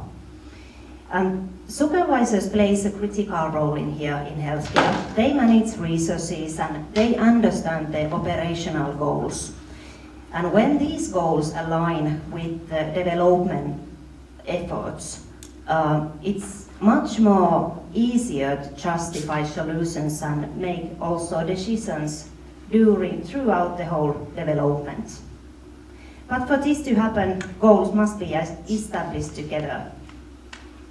So it's really about people, make sure participants have the information and understanding they need, how the new system is going to affect on them. This actually builds motivation and also the commitment. And create routines. It helps people to prepare and anticipate changes. Think about those multidisciplinary teams involved, who should be with you. And don't assume, instead, ask questions, gather feedback, and throughout the whole process, not just at the end. And one of my discoveries here, don't make assumptions. Thank you for your time. I look forward to continue discuss with these issues.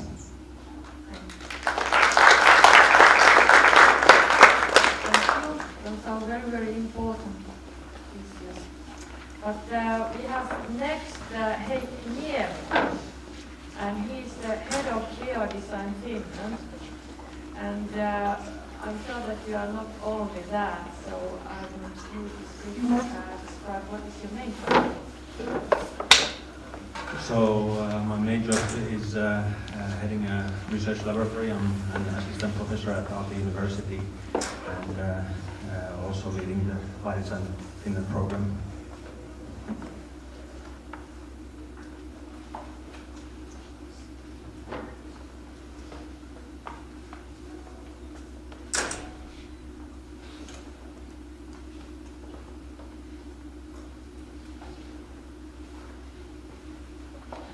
Thank you very much, Sara, for the introduction, and it's a great pleasure to be here talking about Biodesign Finland and how Biodesign innovation process can be a way to create need-driven medical technologies.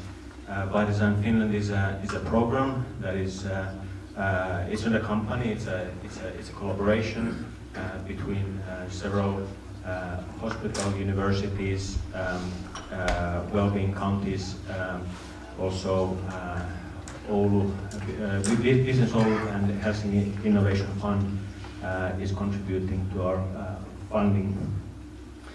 So Biodesign Finland is a need-driven medical technology innovation and training program which produces experts in health technology and solutions to healthcare and new business. And we actually recruit experts to our annual projects, and we train the Biodesign Innovation Fellows who are actually today moderating or facilitating those workshops with you. And for these Biodesign Innovation Fellows, we aim to offer the best starting point for creating medical technology for the benefit of the patient globally.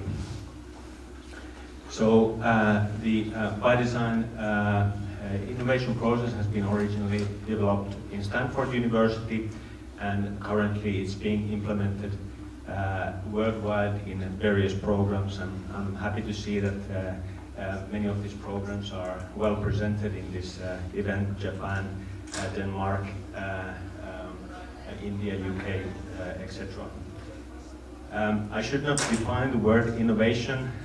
I'm pretty sure that everybody agrees somewhat what this means, but in practice I do see that innovation is understood in different ways, and in the following I will basically discuss that, how we at Biodesign see that.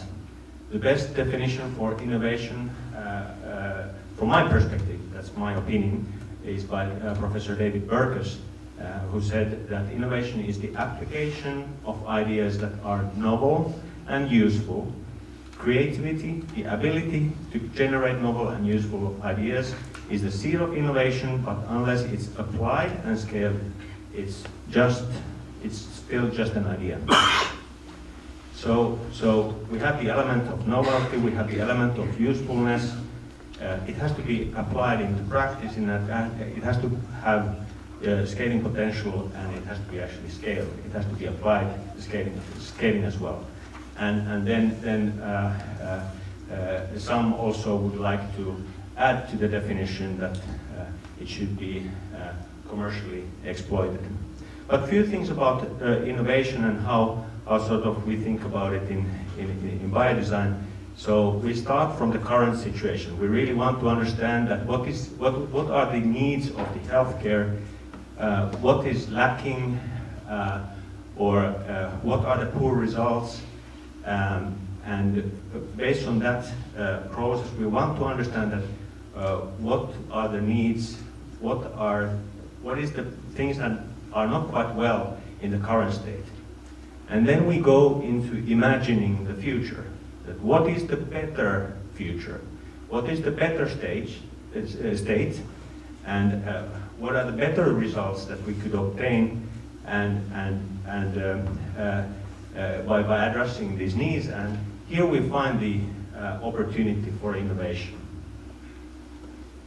We go from current state to the future state. There are different approaches for innovation, and one approach is idea-driven innovation.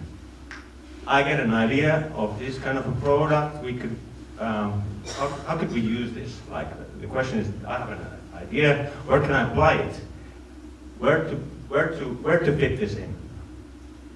The other approach that we employ in biodesign is the need-driven innovation approach.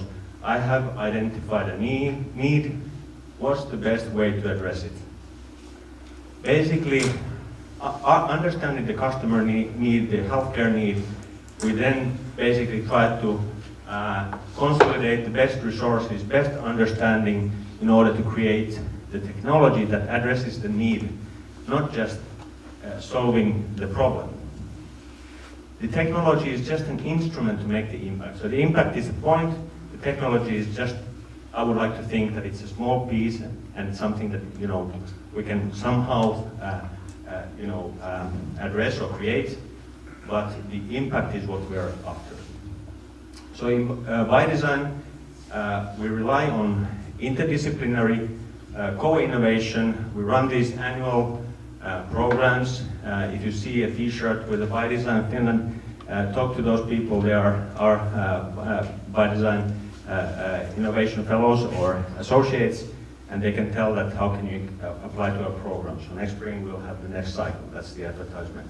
I was not paid for that. We train Biodesign Innovation Fellows, and then we take the Biodesign Innovation Fellows to the hospital environment to spend time in there making observations, identifying that what is not quite actually on the grassroots level working in the healthcare system. Then the clinicians actually step in at this phase and bring the clinical expertise and work the clinicians and the Biodesign Innovation Fellows work together in order to identify the unmet need in healthcare. Then the Innovation Fellows link with researchers, get the solution expertise, technical expertise, research expertise, in order to come up with new medical technology solutions. So we are already now seeing the better future here with the new medtech solutions, and the need that we identified, that's the current state that we were talking about in a moment. And then through strategy development for how to commercialize this and fundraising, then aim to end up in a situation where there's new business created and, most importantly, better patient care. So does this need-driven approach work? I'd like to convince you that the answer would be yes. with the next slide. Here are some of the technologies that we have spun out from our programs. For example, the Lumeral technology in the left upper corner for better management of oral infections and oral health. You can find that product from pharmacists already. It's being marketed and sold. Vital signs bring sort of auscultation of lung and cardiac sounds into waiting rooms and home care and self-care. SpectraCore is bringing, we think, the very first technology to measure the oxygen levels of the heart during the heart surgery when the heart has to be stopped. There's no such technology, or at least recently there was no such technology on the market. Autoscreen is providing more sensitive and earlier detection of hearing problems at a considerably lower cost. And NATO Minds is developing digital therapies for females in labor for fear of birth giving. So, so far, 1 million treatments delivered by technology coming from our program to these 34 innovation fellows that we have trained. 1.7 million has been invested into our fellows, and they have raised 6 million euros as funding already. So as a take-home message, I'd like to leave you the following. So by design innovation process facilitates need-driven creation of medical technologies. The solution is invented to the need rather than solution looking for a need. And this is enabled by seamless co-innovation by innovation fellows, clinicians, and researchers. Thank you very much for your attention.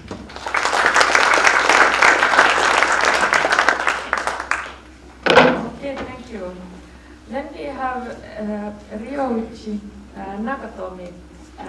He's a managing director of Japan Peer Design Program at Tohoku University, and I'm very interested to know what kind of collaboration have you got with the Biodesign Program? Well, not exactly up to now, but like we are going to start. Okay. All right, so I'd like to share our experience in the Biodesign Program, just presented by Heikki. Thank you very much. So I skipped my introduction part for the Biodesign. But this is a need-driven program for, so we want to have more biodesigners, need-driven innovation people. So, but I'd just like to mention that, I have so my background, I'm an MD, but my background for the major focus is sports science. But sports, so sports science is very important. In the end. Okay, now let me just go through. So how we started Japan Biodesign, your Biodesign started in 2016, right? So we launched 2015. But not only with one university, but 3 universities in Japan. So Tohoku University is us in Sendai. We are in the northeast part of Japan. Oh, and there's also University of Tokyo, located in Tokyo. And there's also another university, Osaka University. So 3 major universities. And why 3 universities? Just below. So we all have the government-approved or government-supported clinical translational research center. So we are heavily funded. And we also have strengths, and all the 3 universities have strengths in biomedical engineering, in research and education. And especially, we launched our first medical engineering PhD program in Japan in 2008. And of course, we had a relationship with Stanford, the global faculties. So we sent people to Stanford, and then they were trained to serve as a mentor for the bio-design program, which is, as already mentioned, needs-driven innovation for unmet medical needs. So, and we have a memorandum MOU with Stanford Biodesign until this March, and 2 universities has, they started a new program, but we are now more independent. So, and we'd like to have more collaboration in other parts of the world. So the basic program of biodesign is so it is like a fellowship. It's called fellowship program. And as Heikki has shown, like we start with clinical immersion, and then the needs identification, and then needs selection, and concept selection for to serve the needs, to have a solution for the need, and then well they all go into business planning. So we, however, so each university had one about this needs-driven innovation, and up to 4 people, four fellows of different backgrounds. So every year we have basically like 12 fellows across the country, and then they try to find unmet needs, unmet clinical needs, and then try to embed them. So we also have support from the Japan Agency for Medical Research and Development down there, and also we have the Japan Federation of Medical Device Associations. So that's how we started. And of course, like I'm not going to repeat like in details, but innovation can be learned, starting from need identification, screening, and invention. Oh, 3 things. I'm sorry about this. The word is separated here, but like, yeah, and finally the implementation. So Dr. Paul Yock is the founder of Stanford Biodesign, and I like his word, like a well-characterized need is a DNA of innovation, for innovation, and I like that. And I'm sure like innovation can be learned as you so as you teach sports, as you coach sports teams. So in the end, like I will try to identify some challenges in our program, but let's start with what we've done, come up with. Where's the split up? Okay, not very happy about this, but anyway, okay. Up here, we have.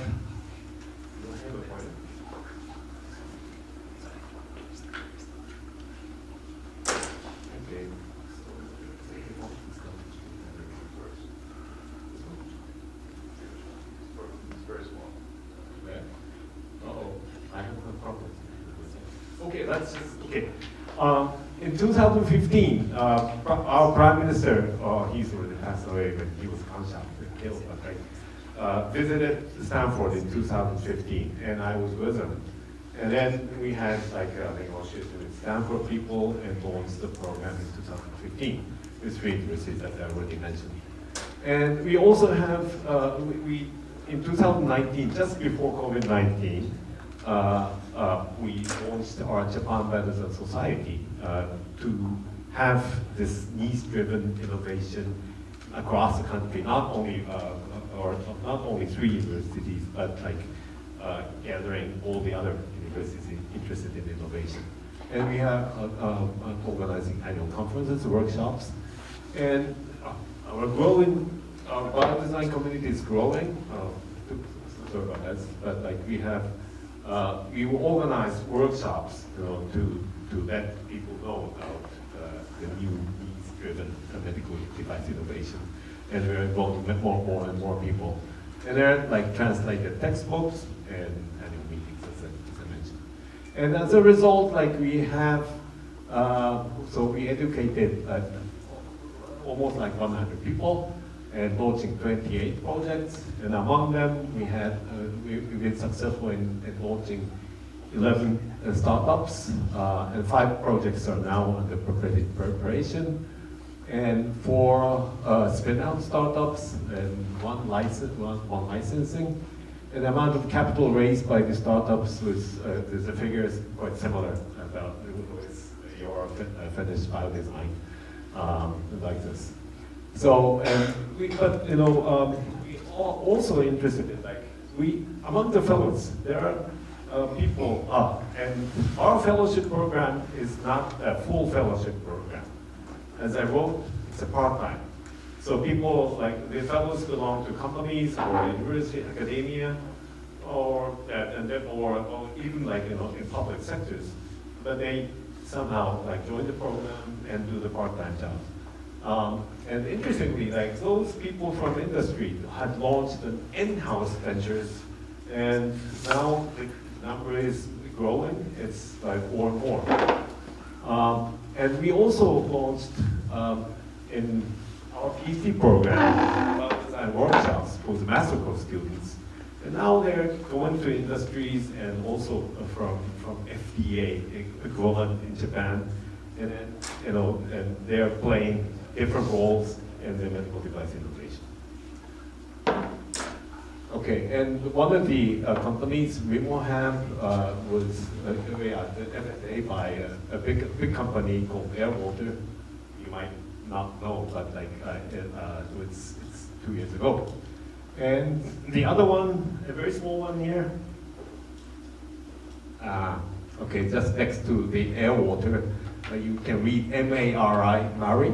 Okay, and this is now they're about to finish their the final clinical test, and it's about the solution for sleep apnea. And indeed, like in the proof of concept phase, I was the very first one, which was turned out to be effective. But anyway, okay. So now, what are the challenges? Now you see on the right. I know it's covering some words, but so this is like, you know, a football team.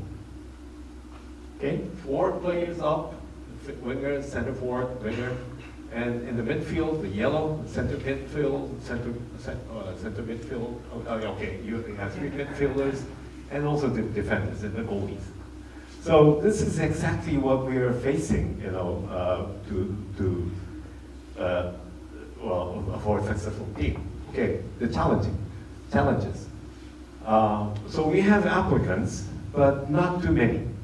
I learned that the Finnish biodesign, you have like a competitive selection of the fellows, but we have this recruitment phase, but like we only have, well, it's not competitive. Okay, just 3 to 4, maximum 5 per year for each university. So, and even we also try to, you know, talk to people. Okay, what if we had the full fellowship program paid? Okay, but not many people are interested in it. 1 year is not enough.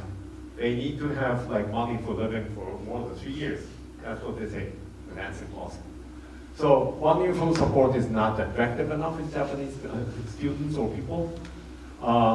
And okay, then we have 4 in a team, but usually there could be conflicts, and especially when you have expert people, you know. So they already have their own idea, you know, when they apply. So they somehow want. So we tell them, but this program is okay. You start with flat idea, like don't like push your idea. So it's, once you have a great idea, it's like an idea-driven innovation. And this is no good, like tech push. So, yeah, so then, you know, what happens is that the conflicts among the members. Like 4 players, you know, wants to shoot on the right corner, but the other one wants to shoot in the left, or the other one wants to pass. So they don't have the unified idea to make a goal. Okay, so what, and there's the other issue. So never give up mind. You know, sounds to be good, but never give up mind may deprive the opportunity to be bought. So they're like, so even needs, can be reworded and to make it to a different need and solution as well. So this happens. Okay, and the needs. Okay, we send the fellows to clinics, hospitals, and they try to identify unmet clinical needs, talking to the medical experts as well, as been introduced by Heikki. But the problem is, does the identified need have big enough impact? Of course, like this involves the market size, so the impact needs to be big enough. Or if at this, because this is unmet needs, people are not aware of this. So it's possible that you cannot calculate or you cannot estimate the size of the market. But then you have to have a good idea if this need could grow big enough. Then you have a chance to be invested. So value proposition is exactly at this point. Okay, then lastly, embedded concepts. You need some proof of concept anyway. Okay, and before the clinical test.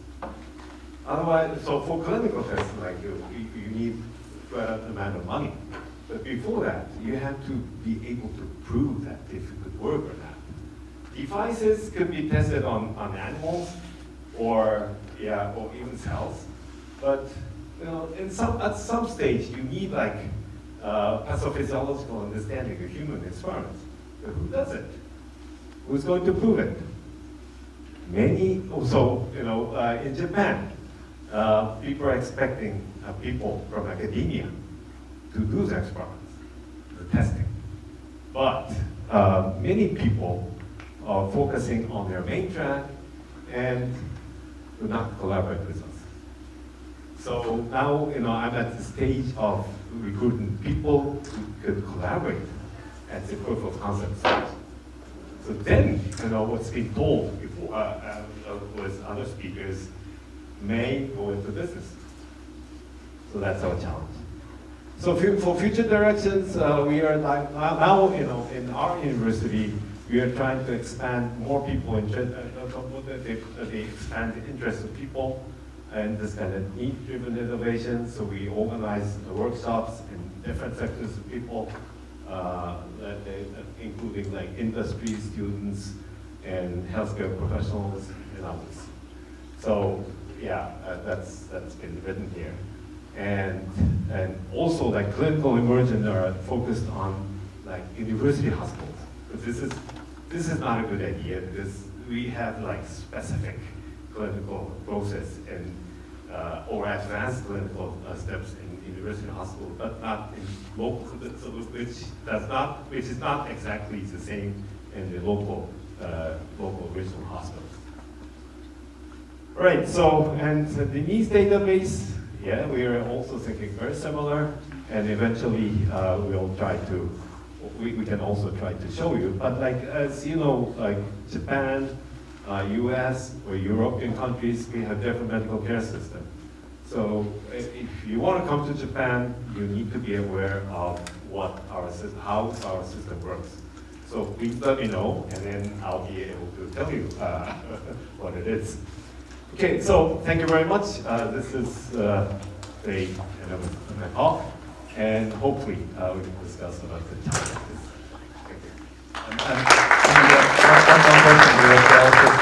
You mentioned there's a failure database as well. Yes, of course. Like the failure database is also important.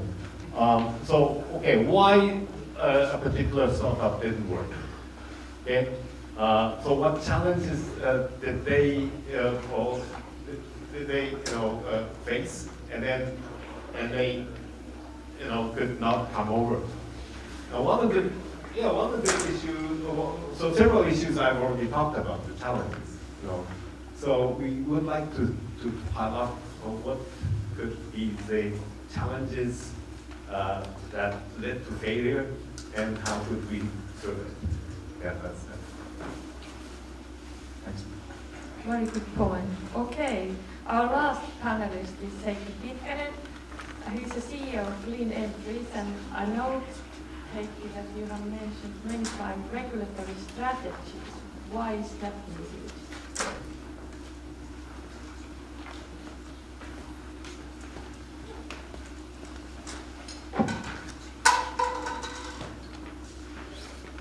Thank you, Sarah, for the introduction, and I will answer the question in my presentation. It's great to be here and to be part of the solution. And I now give you permission here, everybody, to move your chair if you like. It's a service demonstration, so you're able to, go take another seat and then come back if you like. Regulatory. Come from Clean Entries. It's owned by Lab Quality nowadays. And Lab Quality, the back office behind this digital sandbox of ours, Clean Entries. We have some 130, 140 regulatory quality and clinical research experts in Finland, Sweden, Poland, and Germany. So I just want to give you that number to understand what is backing up what we do in a digital format and push it out in a minute format for you to learn regulatory. I don't need to go back to statements like this, which is from 2020 already, during the pandemic. Advamed in the US stated something like this. Everybody knows these days this fact already. Regulatory is tough and innovation is struggling to get through it. Back even just 4 years from now, and it was not on the table as much. People were shying away from the regulatory a little bit, and they were saying, well, now let's not look at regulatory, it's a little bit gray and dull. But now it's everywhere. Every one of your programs are pushing it, and we're doing a lot of good in educating these innovators from the grassroots level to understand where they are headed if they are headed to such a regulated field. They need to have that knowledge to get started. Let's get hands up. Who of you have used our system? Just to get the understanding. How many are we here? All right. Some already. This is the challenge in the growing. You're the innovator there. You have this pile of paper typically in front of you, what to do. And you might not be the one who would want to touch that regulatory topic at all. So out of this complexity, we can turn it into what you'd like to experience in a more personalized manner. And I'm not saying that we're solving the whole thing, because regulatory is such a wide thing, and there's a lot of activity you need to put together.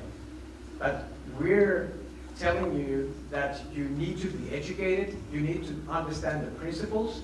So instead of going like it traditionally does, you don't have the resources to focus on regulatory, you go along those gray lines. We'd like to push you on a new level of understanding, to discuss it with your team, with notified bodies, with authorities, with HealthTech Finland, with your programs, with everybody.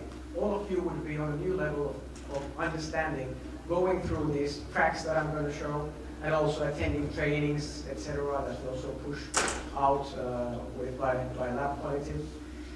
And this is about de-risking your path into the market, knowing the facts so that you can make educated decisions going forward.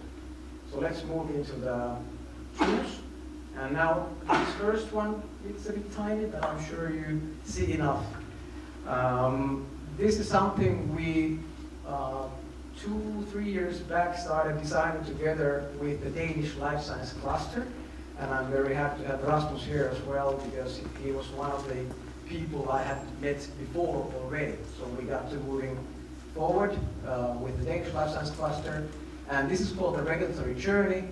And this is what then pushes you with the regulatory strategy, a draft regulatory strategy in a learning. Let's say that the first thing we want to achieve is to explain and to educate, push information in a format of a questionnaire towards you. So let's take this journey. A few presses at least. Let's say it's a combination. It's an electromedical device of some sort, so it's both hardware and software. the first regulatory principle, you need to understand the intended purpose. And if you never bumped into this topic, you could then pull out the terminology. You could turn on references to see where does this information come from. This text is from these MDR and IVDR sources, article X and Y, and this is something you can also press and go to the actual Eurelex website and to read all about it. Use these tools, what they have created to navigate the regulatory, the regulation. And then we've added something that the MDCG guidance documents from the European Commission don't have. We collected about 20 consultants together from Finland and from Denmark, examples and guidance regarding what the intended purpose of a medical device could look like. So this is what you get when you enter this particular tool. And we also hope that we reach you somewhere around here where you only have an idea, let's say, towards innovation. And we also educate you with these further answer options that your intended purpose is something that evolves. It's not something that you put on the table on day one and it doesn't change. But it gets better, it gets more focused while you move forward, have more knowledge from clinical evaluation, risk management, moving forward. But this is where we caught you, because these programs allowed you to get your hands on with these tools. Now, is it a medical device, an MDR product, an IVDR product? What is it? If you don't know, you can go to that other tool, the original one, where you are educated on topics like qualification and classification. I'm sure I have it open here. Am I good? Yeah. This is the one that should open. So this takes you through qualification and classification. I'm not going to go any further, but you get a report out on what is the probability in your case that it's actually a medical device. And you can try it and navigate it back and forth, figure out if you could be perhaps wellness instead and go to the market with a wellness purpose and then evolve into a medical device into the future. What's the classification? You go into a lower class first and then maybe evolve into a higher. These are also tied into your regulatory strategy and business strategy. Then moving back, I learned that it's an MDR product, let's say. I learned that it was a class 2A product. If you didn't know, that's also in another tool. And then other topics. Critical thought, roughly, with the Danish Life Science Cluster. Let's say that it's a medical electrical equipment. We already learned that it has some consequences. We have a full series of standards that we need to apply. Let's say that it also holds machinery. We have a machinery directive to apply. It also comes into contact with the patient, so biocompatibility, biological safety comes into play. And this would be the standard series. A lot of items to worry about, which you might not have known about. Few notches forward. Here's the hottest topic of today. Artificial intelligence. And this is where in joint action with a few parties, and I'm going to pop to our website and into our articles and news. This is what we have just now put together, and the beta version of the AI Act in the entries format is now in testing by the joint action parties and our lab quality personnel. And this is where, if I just go quickly to the very end of it, you'll see who's involved. So it's Sitra, it's Technology Industries and AI Finland, it's HealthTech Finland, it's Danish Life Science Cluster, it's 2 EDIHs, European Digital Innovation Hubs, so Health Hub and the FAIR, and basically all universities in Finland are in either one of these. And what we are doing with the AI Act, and soon will be also coming out the Data Act version and the EHDS, European Health Data Space regulation tool for you to navigate. All of you, if you're from Finland or if you're from Denmark, you can have your hands on these 3 new tools free of charge. Business Finland is also monitoring, and Finnish startup community is involved. So moving forward, is there AI? Let's say yes. if I'm not sure, I could then open the new tool, and this is the beta version of the AI Act. Just to move a little bit forward, it takes you through the definitions again, artificial intelligence, or would it be a general purpose AI model? If I don't know, I can take a tiny path to explain me what's roughly, if I'm really AI. Some things to consider, if I'm at the research stage, what to do, if I'm a safety component, the AI is safety component of the medical device, what then? And a few more topics, let's say none, just to keep it simple. Who am I? Am I the provider? Am I the deployer, the hospital maybe? Because I have responsibilities regarding the AI Act. And you as a manufacturer, or a future manufacturer, might be very curious to know what are the implications to hospitals from the AI Act. So go ahead and pull it out from the system as well. So let's say I'm a provider. Let's not even go into the product manufacturer topic. And I move along to figure out if it's prohibited completely maybe. It might be a combination of a medical device and emotion recognition or biometrics, something like this. It might happen. So this is another thing to put you under the AI Act. And then there's the full list of other EU legislation which might make you high-risk AI. And here you find something very familiar, medical devices and IVDs. And now you have the opportunity to go back to another tool to figure out if you were one, and if you will need a notified body to audit yourself. So it's all now connected to one another. And then I return back to the regulatory journey. I fill this format, and what I get out, and what Sarah just requested, is this. The final report. It's an email. It's text. I've moved it into a document. And this final report will summarize your answers. Who are you? What have you done so far? At what stage are you? What other principles like quality management system, clinical evaluation did you do, and until what stage? And if you can use this to communicate with the consultant or the notified body again, fine. Yeah. 1 minute, half a minute. And moving forward, it's also full of action points to educate. Let me go to 4.4, the list of applicable regulations and standards that you might be curious about based on your answers. So it's very personalized.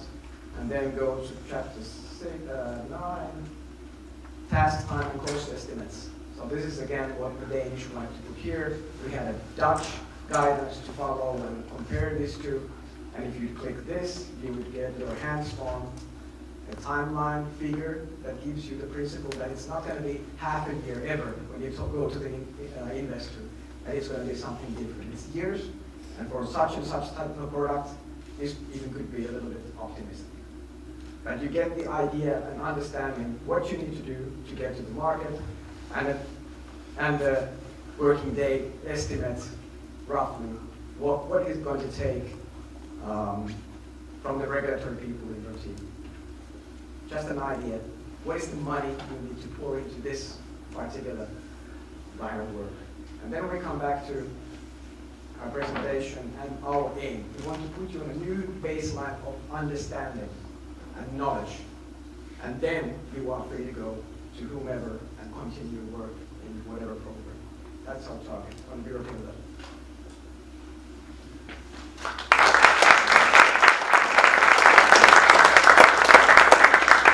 And just a quick, before you sit down, there's one more actually task in the workshop, is to like fit one more chair on the stage. Or he can also sit. Okay, you can stand. Good.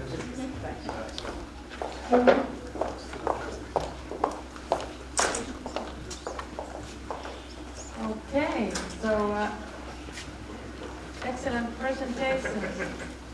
And I'll start with Veera Vihula. Okay, so can you tell us what are the key factors in developing effective R&D strategy? Yes, and I'm going to say something very controversial. No, I'm not, but some of you were dozing. I've been sitting here quite long, so I can see you. Heikki was talking about need-based innovation, but what we need is actually strategy-led innovation and R&D programs and strategies. Because if you look at it from the public sector perspective, as I do, you are always with the limited resources. So there's always needs, but it needs to be strategy-led how we prioritize those. And to do that, we also need to have strong emphasis on the impact assessment and research to actually find the effectiveness that we are looking forward with the R&D and AI programs that we do. Okay, thank you very much. And you can also tell how the patient feedback is taken into account, because that is very important. You all can comment also, but where we can start. Yeah. Well, we here at Western Uusimaa Wellbeing Services County, we do have a participation program that looks into the open participation from different perspectives. But from the innovation point of view, one of the key ways to do that is our residence panel. It's an open panel that anyone can join and then get invitations to surveys and workshops to be involved. Of course, we do have a feedback channels as well, but when we are planning participation and the part of the patients or clients in these processes, we need to be very aware of the timing and the phase that we are in, so that we do not participate for the sake of participation. It needs to actually have an effect, because it's very short road if we start to have those kind of workshops and surveys that do not have anything to do with the facts that we are actually developing. So that is something that we need to be very conscious about. Thank you. Anybody else want to comment about the patient feedback? No, okay, then we go to Rasmus Felt.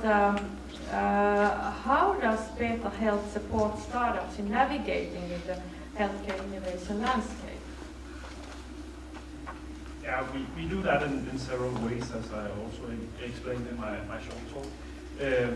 But I think the most important thing, and it's actually kind of a bit back to the point about what role does the patient play in this, because I think when you decide to do an innovation project within health tech or even medical devices, you will start to have a lot of stakeholders within that team. So it's both patients, it's users, the clinicians, the nurses, whoever will be in touch with them. It will also be the decision makers. So there's a lot of different stakeholders who can influence if your project or product will become successful. So you'll have to start working with these.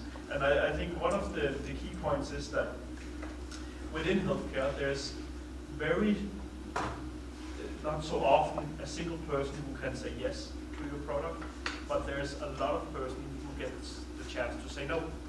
So you have to manage all of these stakeholders in one way or another to become successful. By the way, what are the biggest challenges of startup companies in Denmark?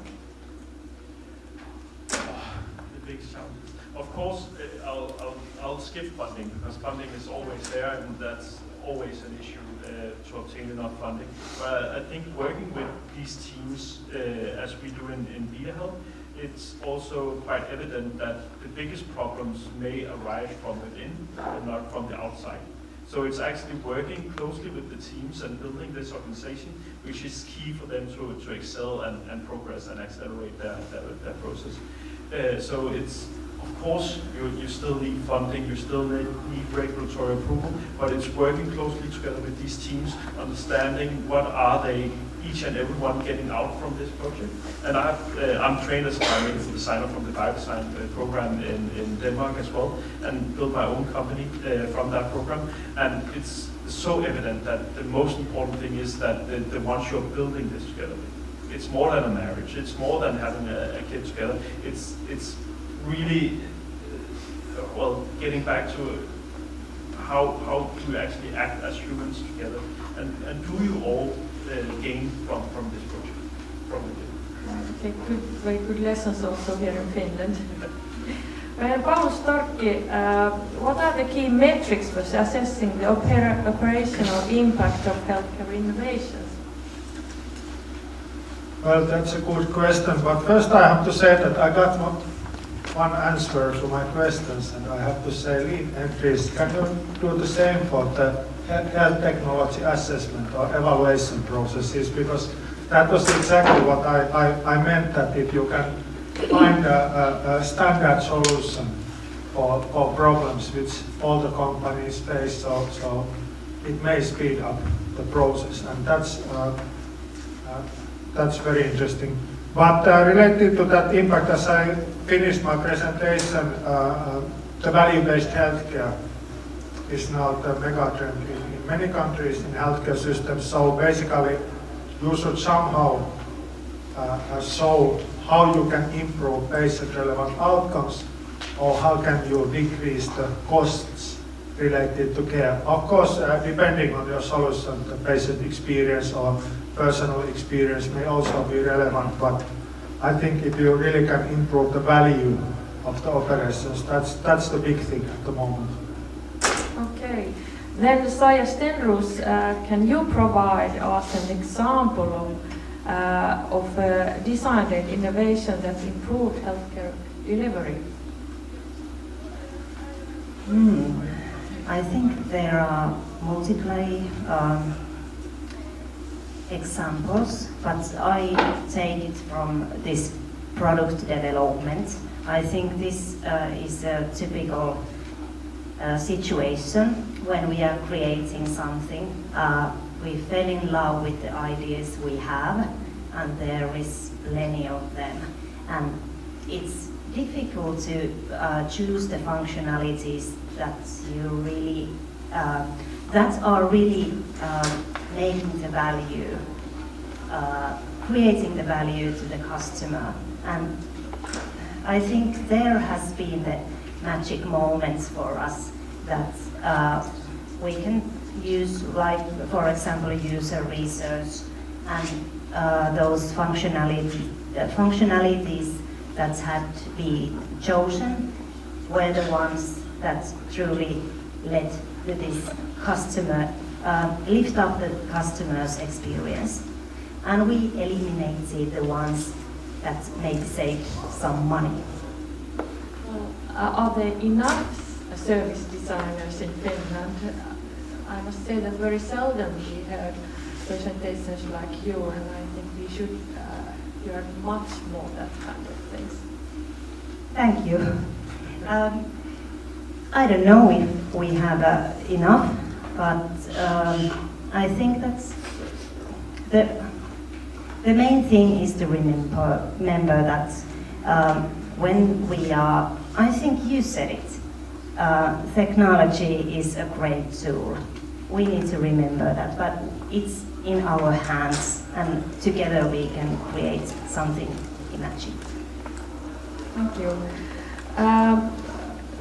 How does Biodesign Finland ensure that innovations are both effective and safe? And this is a question to Heikki Nieminen. Okay, that's a very good question. So to clarify sort of the role of the Biodesign sort of as part of the innovation process is that we focus in the program in sort of the identification of the needs, sort of generating the grounds for users to be there, ready to take the product when it's out there, and of course patient safety and effectiveness comes through sort of interactions with the clinicians, but we rarely get to the stage within the 10 months program where we actually come to assess sort of effectiveness of safety. We basically, based on some evidence, we create some kind of a concept and raise follow-up funding, and the product comes a little bit later. So in the program per se, we are not directly assessing this, but of course we are trying to see in the future that what it could like, and we are thinking about this when we are creating the solutions for to address the needs. Thank you. Then Ryoji Nakatomi, you described very well the collaboration between industry and academia, but can you share insights from Japan Biodesign program on successful healthcare innovations? Well, as I mentioned, team building is very important in all the phases, and but as Russell told us, good members. So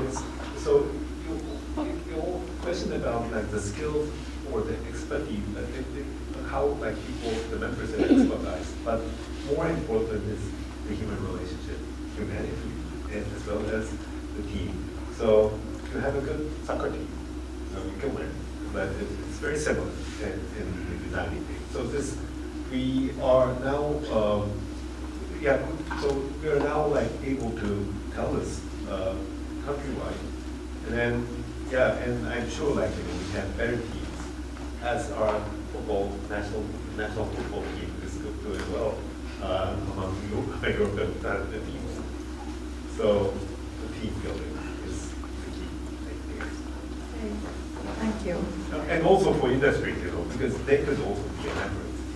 Yeah, I'm a strong believer of industry-academia collaboration. Academia, of course. And if anybody want to say anything about that, so Okay. Yeah. No.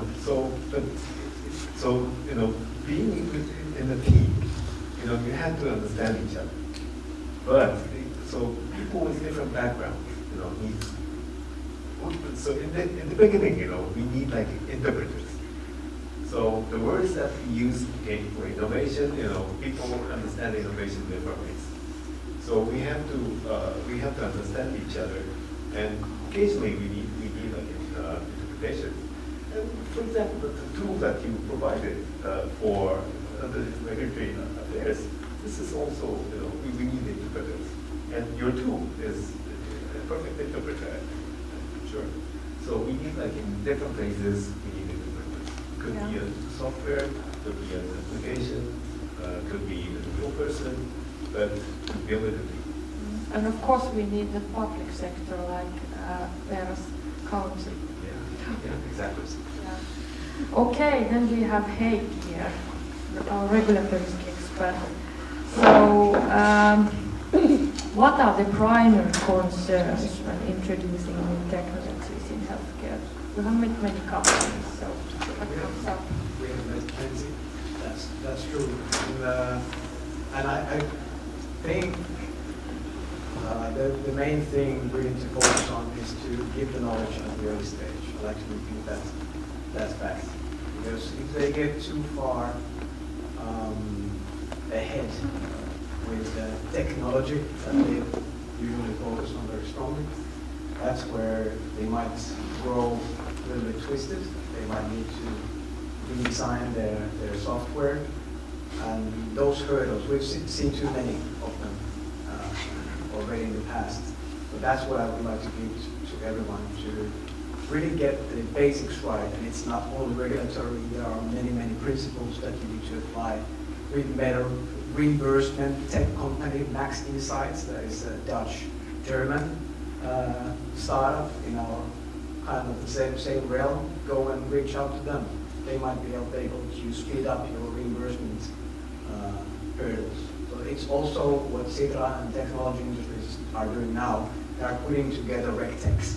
So these interpreters could be readily available for everyone who are already proven somewhere in corners of Europe maybe.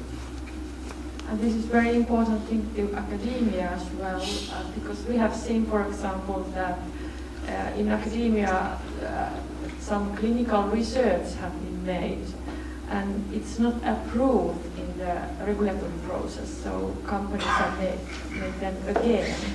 So I hope that every academician also understands the basics of regulations. We are now at that point that if you have any questions in the audience, so please. I have a question, so.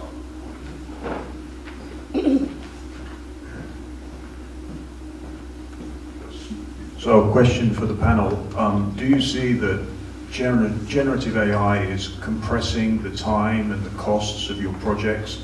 And is that affecting the amount of funding you need? Is that bringing the funding down, or do you just need more projects and more funding? Both. I think the speed for the technological development is now so rapid that we kind of have to run to keep up with it, and even then we are still a bit behind. But we do strongly believe that generative AI can solve those issues that we have recognized. We just need to find the paths to go forward, taking into account the legislative and regulatory boundaries. And that also needs us to succeed. We kind of, you put out the point that we need to educate ourselves. And I just have to comment that if you are having a new technology solution, and the first time you meet the regulatory questions is with the procurement, with the public sector, then we are in trouble. So please do check, because we don't have the knowledge enough at the moment. We are trying to learn, but we need the collaboration to actually get to the next level of this wave that the generative AI actually is. Maybe also to answer the question, because we are running a branding platform, basically, an application platform in Vita Health, and now we actually see more applicants, instead of answering some of our questions in the platform, I don't know, or yet to be discovered, they come up with some kind of answer. And it's very ChatGPT-like. It's very eager to answer you, and they are the same, of course, with us. But I wouldn't rather see a generated AI answer than a real person answer, but I would rather see it than I don't know.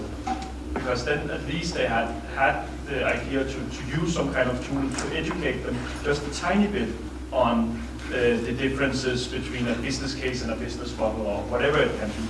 So they start to, we can see them using these tools to apply to us. And of course we also use them in the other way around to understand some things, to make our text better, shorter, and more understandable for the researchers and clinicians who are applying for money at Vita.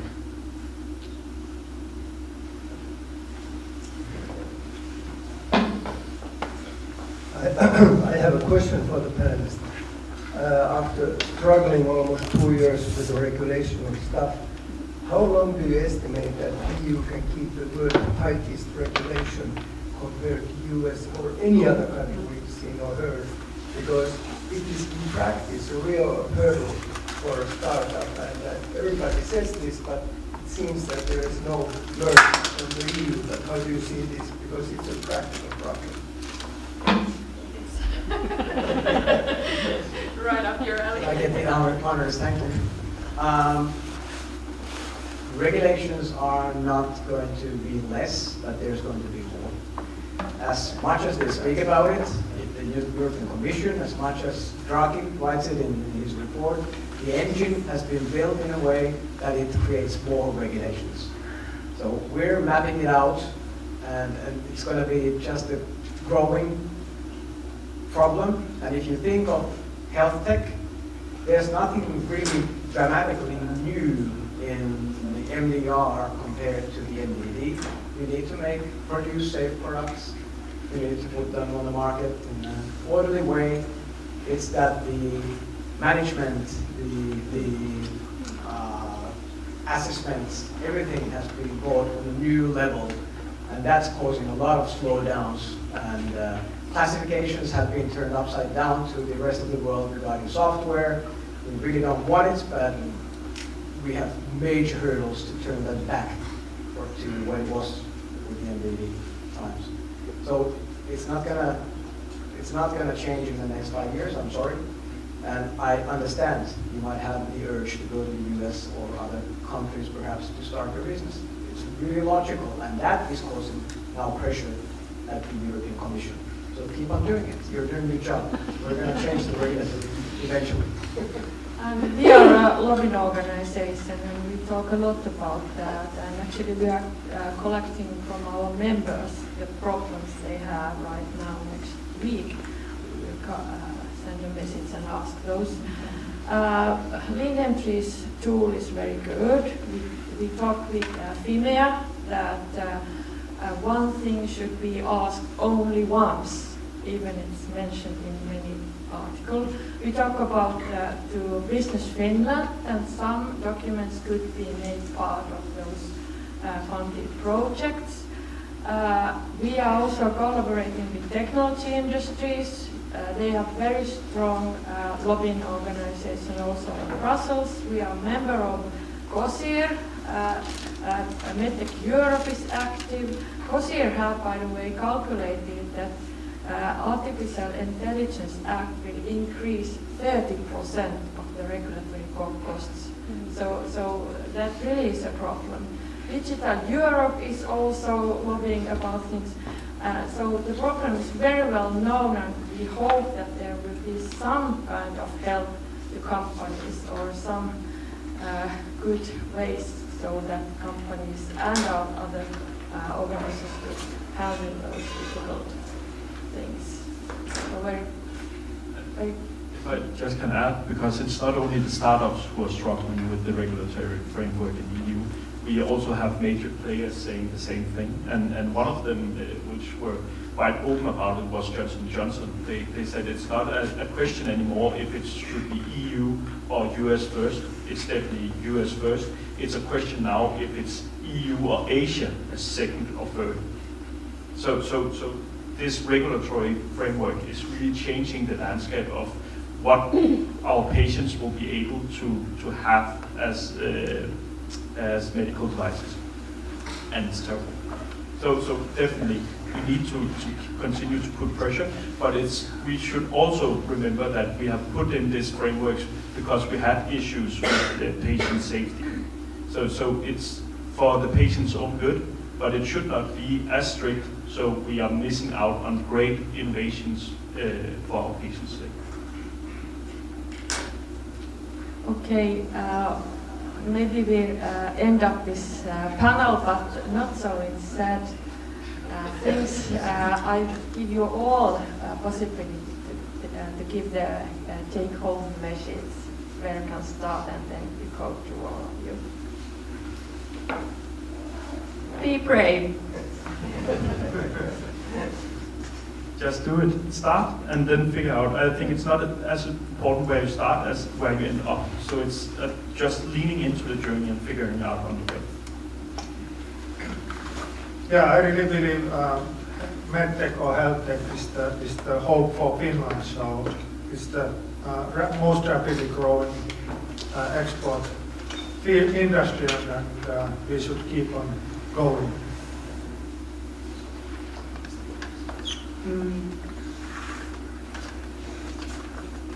Create shared understanding. I think it will affect on your working table. I would like to say that don't fall in love with your ideas. Understand the need, trust the facts. So many people mention about having a striker in a team, but definitely we need a midfielder and a good goalkeeper and good overview. As tough as it is, remember that we are in a very steady industry here. If you think of Maslow's hierarchy of needs, everyone needs to be healthy and safe. So it's going to continue. Invest in health tech, and you will get your reward. If it comes in 30 years or 50, I don't know, but you'll get it. And remember that you are not alone. There is always help available. I often market our association that it's very sad to cry alone. Come and cry with others. Thank you very much. Enjoy it.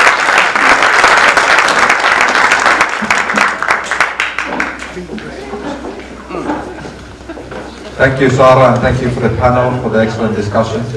So now there's some light food and some drinks outside. So please help yourself. So we will actually start. I think you have been sitting down here for a long time, so don't feel pressured to everyone to join all the sessions. So you can just take some food, take some drinks. If you want, you can join the pitching competition. Second batch will start at 6:05. Thanks.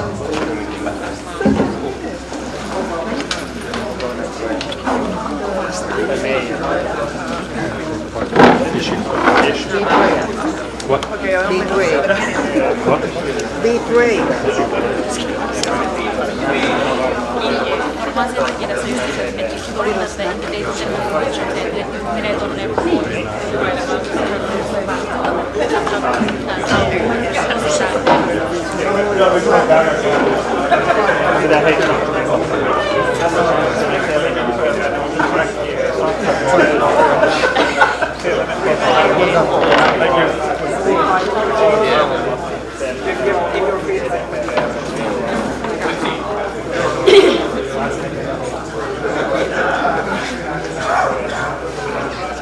Aika antoisaa oli kuitenkin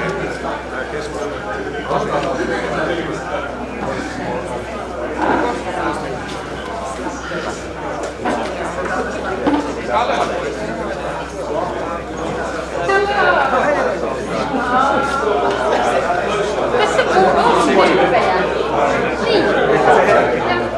Timo on meidän opetuslapsia. Olet kuullut miljoona kertaa.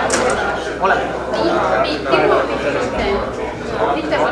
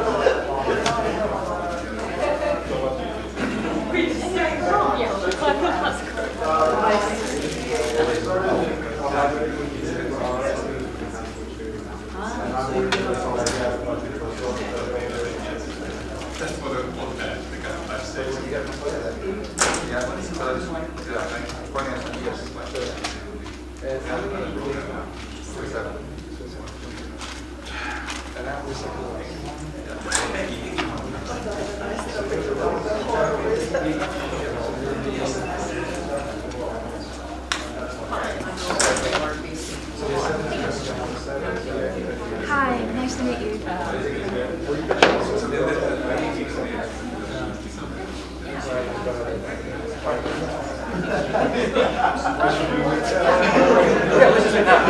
Just like this. Okay, let me tell you quickly. How about sending investment? There you go.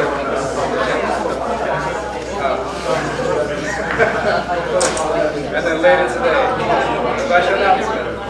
These 5 years investments. In Finland. From investors. Yeah. But yeah, that's great. Yeah, should we connect on LinkedIn?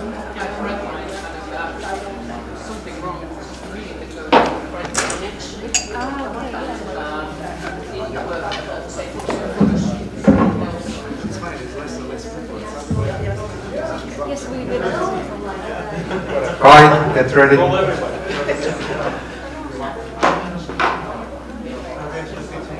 Yes, that'd be great. Yeah, I just did this seminar just to follow up with the Dash. So yeah, that's connected. Let's have an interview. We have a parallel session today. We're going to have one acceleration program. It's always on Tuesday. Every Tuesday. An hour. In and out. But I'm glad they saw people. That's nice. Okay, yeah. Excel. I want to go to Excel final.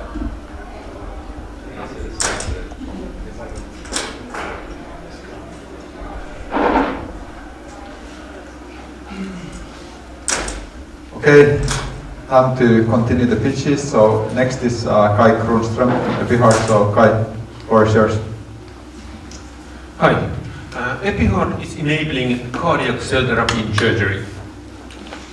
So the heart failure is a major issue affecting, killing a lot of people, causing a lot of suffering. At the same time, autologous cell therapies is a major opportunity, and EpiHeart is in the intersection of these two developments. What we do in practice, we enable therapy called cardiac microgravity therapy. It's something that is done during an open heart cardiac surgery. Later on, it can be also done less invasively. It's an autologous approach, and it's already in the clinical stage with the CE-marked devices. So, a little bit in details. During an open heart surgery, a piece of tissue is taken from the atrial appendage part of the heart. The tissue is processed in the micrografts. It's done mechanically. And those micro tissues are used to create a transplant, and the transplant is then it's transplanted epicardially, so on top of the heart. And the idea is that those micro tissues, so with a large surface area, provide an paracrine therapeutical effect on the tissue. And we are having a device-based business model. So we provide operating room devices, procedural kit, and the training and the protocols for this therapy.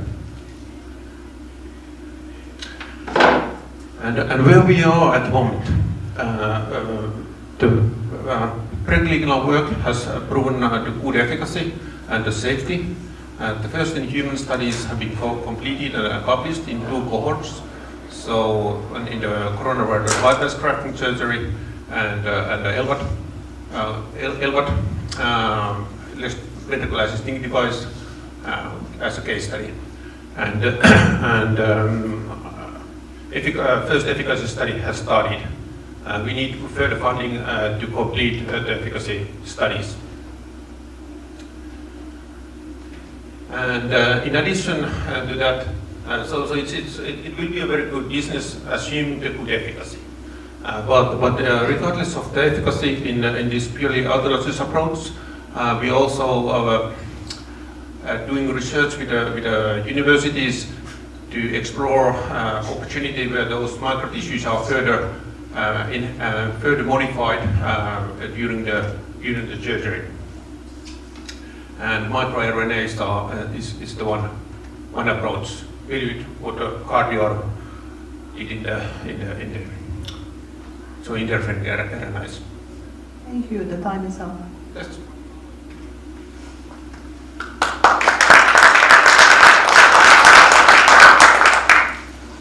How beneficial is this process? Is it just like cosmetic for the heart or therapeutic outcome? How life-changing is it for the patient? It's still to be proven. The ejection fraction and the real benefits needs to be there. There are indications of that, but it's not. It's subject to further efficacy studies that have been studied. Could you comment a little bit on the competitive landscape? I think that this is a unique solution in a way, but of course there are many approaches tackling the heart failure. I mean the new drugs. I think Harian has invested and just sold one with one for 1 million or something. Thank you.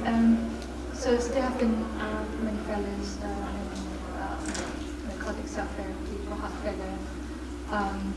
How do you differentiate from those failed cases? I didn't fully. So there have been quite a few failures with cell therapy approach for heart failure, right? So how are you different from them? Yes, I think this has been built on some learnings from the earlier approaches. So the research group has been involved in many other approaches, and this is kind of the evolution on top of that. And that can be argued that this is a very good taking the learners. Thank you so much, Kai. The time is up.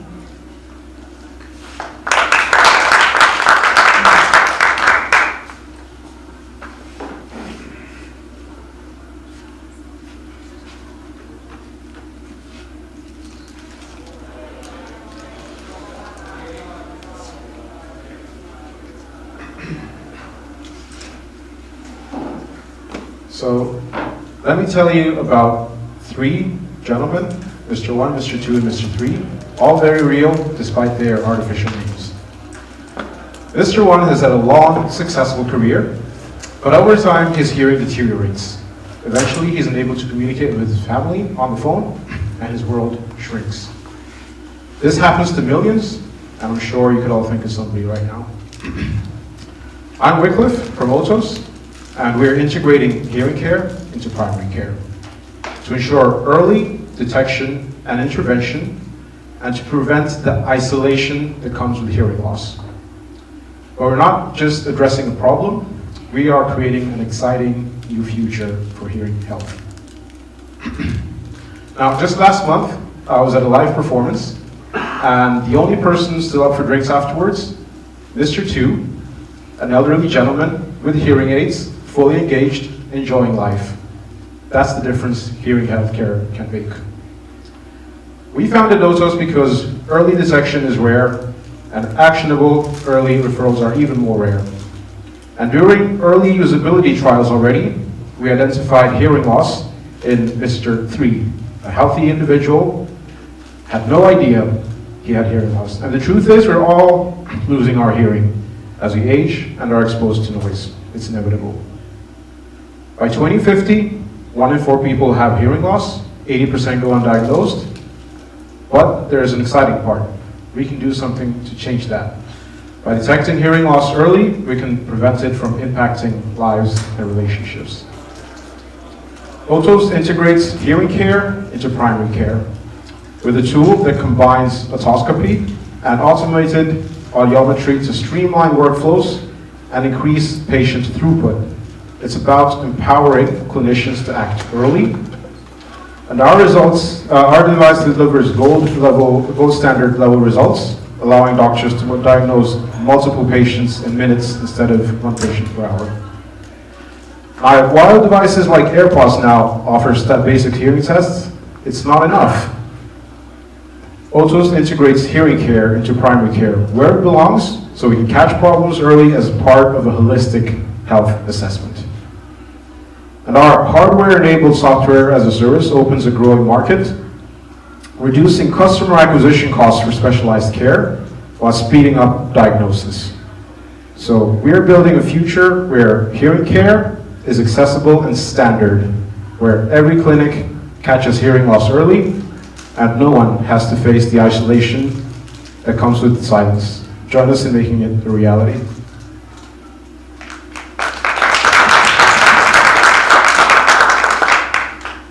Thank you. A question: Can you actually change the course or the development of the disease by identifying it early and being able to intervene?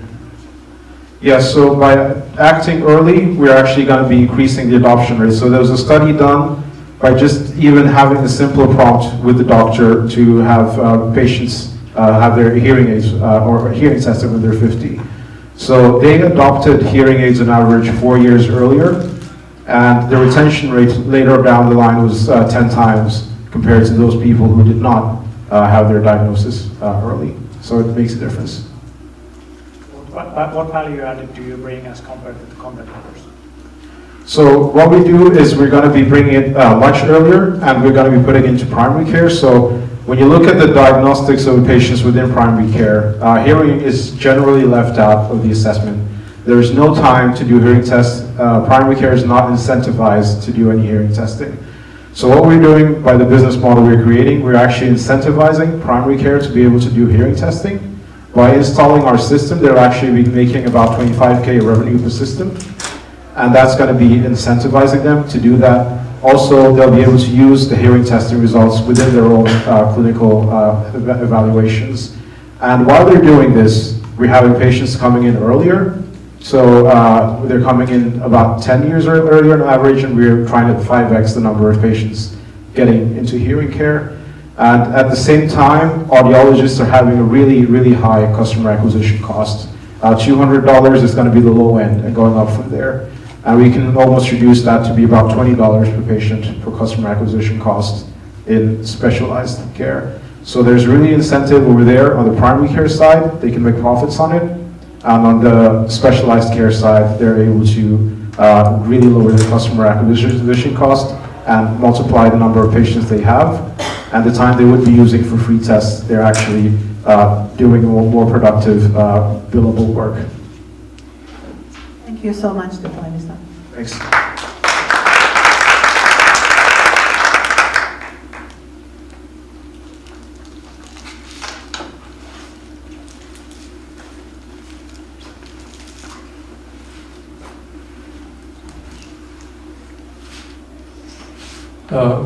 Yes, hi, my name is Sigurd, and in Iman we have created microscope, but without lenses.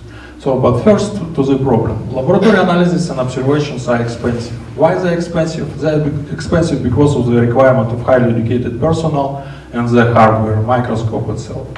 While nowadays personnel might be replaced by artificial intelligence algorithm, main bottleneck stays the microscope. And let me remind you why the bottleneck. So they are big and bulky, they cannot be placed inside the incubators or used outside the laboratories, they are expensive, they require sample preparation, and can you imagine that even nowadays more than 80% of them are analog, so the waste of data. And here comes our solution. We have developed lens-less software-enabled palm-sized microscope, which is portable and affordable. It provides non-invasive observation, so that means that it is fully safe for the cells. It doesn't require sample preparation, it goes fully digital, so we create a lot of data for algorithms training, and it comes with a high resolution and much way bigger field of view if we compare it to traditional solutions. So everything is based on algorithms developed in Tampere University and computational imaging group since 2017, and we can, so this was modeled in the laboratory, so we just have illumination source sensor, illuminate the object, and can reconstruct the object from these images having our computational algorithms. Speaking about competitors, we outperform them in many parameters, but speaking about main tools is a phase imaging that we can see transparent cells in compact solution. We provide the best solution in the market. Our business model is hardware and software sales. Where we would like to create AI models tailored to the customer needs. So development we consider in three phases. At the beginning we go to academic research labs where there are less regulations, and we finalize our journey. We would like to creation a microscope in the pocket solutions that will create possibility to point of care healthcare solution. So, and obtainable market in the phase one is 125 millions. We have diverse teams that I'm covering research and development. Anjali, with her experience in pharma companies, with sales and the marketing, covers the commercialization, and Abdullah runs the cloud support development. So to this point, we aim to raise €1.5 million, closing the first quarter of the next year. So invest into the next generation microscopy. Thank you.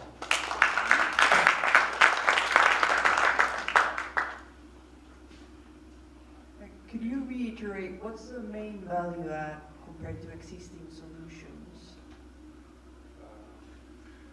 So it comes compact, and but main the thing is that we save time for the laboratory. So compact means that we can create it fully dust and water protected. So it might be placed, for example, in the incubators, where we do not need. So traditionally, it's done like for observations. People take from the incubator, watch the cells, place it back. We can do analysis always in the incubator, so it's kind of extremely time saving. If you're speaking about highly protected laboratories, so the people should go and check cells there inside. So to go to check there, they need to dress this like space suits, and it takes, I don't know, 40 minutes just to only take it. But when you can, in a couple of clicks, just see it remotely with our solution. But there are plenty, actually, advantages. Do you know if there are any other competitors going with a full digital microscope? Yes, sure, there are fully digital, but I should emphasize here that we provide phase imaging. So we are going with no sample preparations, again, time saving. So, for example, to see transparent cell, you should add some additional staining to the sample, so coloring. We do not need such a procedure, so it's again time saving coming up.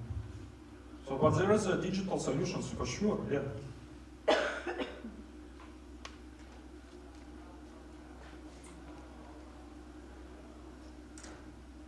Thank you.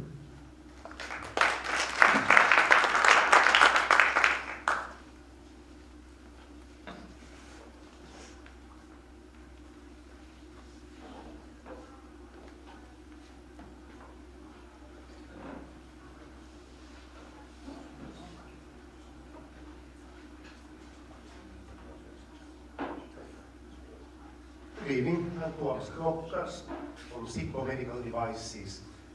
We do medical digital cameras for doctors and nurses, both hardware and AI. We are a 4-person company working in East Helsinki, and all our devices are made in Finland. This is our hardware. We do, as I said, diagnostic cameras for telemedicine. Or they are actually diagnostic cameras that can be used for whatever, but they are actually optimized for telemedicine. First of all, on the right corner, there's the otoscope, which we use to the ears. Then we have a couple of endoscopes to check the nose, mouth, and the vocal folds. And then we have kind of dizziness goggles, which are used to examine dizziness patients. We have kind of put a lot of effort on the size and design, so all our devices fit the shoebox. You can use it with tablet or with a smartphone.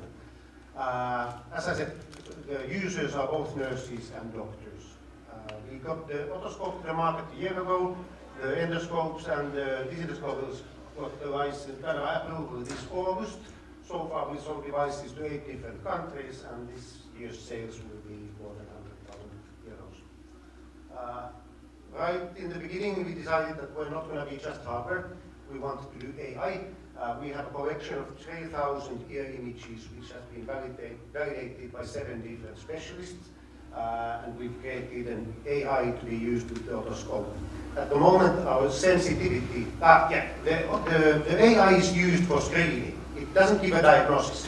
It's used to tell if the ear is normal or not.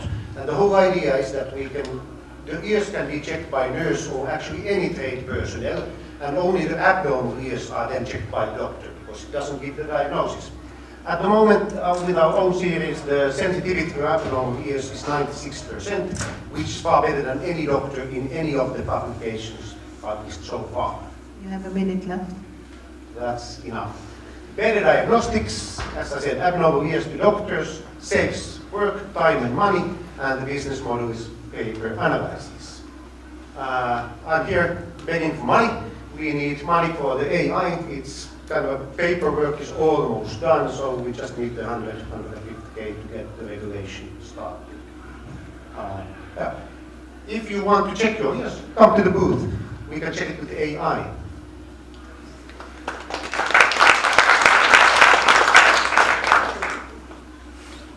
Thanks, Thomas.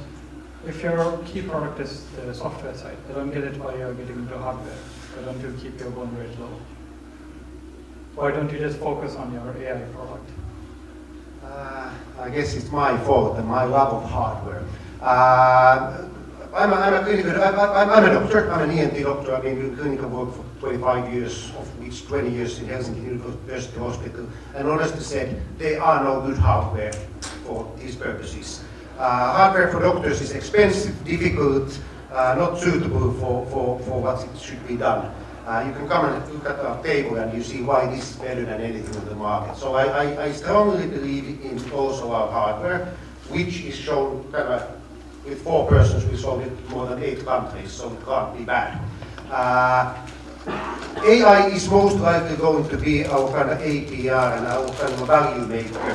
But what is really funny, because we've been talking all the time about hardware or AI, but now we actually got the kind of US doctor who wants to license our software, not the AI, our kind of user interface.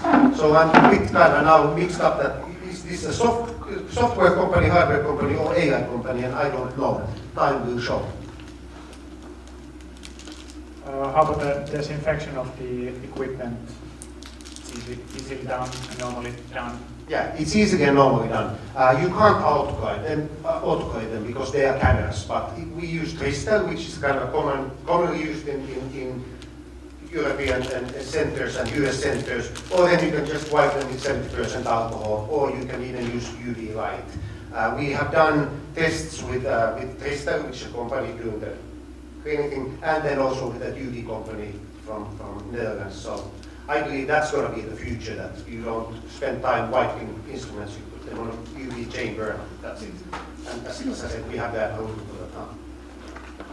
How well does the pay-per-use business model resonate? I guess, like, I would imagine that more traditionally these equipment are just bought and used, and you're suggesting a pay-per-use model. So what's the feedback? Yeah, the hardware is kind of used, bought and used. So the hardware is kind of a single buy. So far we've also sold the user interface, I mean the tablet, and with the user interface also kind of, you just buy it once and that's it. The money is going to come from updates to the user interface, but the idea is that the AI is going to be different. The AI is going to be kind of a cloud-based, and you pay by analysis. And it's good to know that the AI is not kind of married to our hardware. You can use, we play with kind of, we take pictures from different otoscopes, so you don't have to, it doesn't have to be our hardware to be used with the AI. Thank you.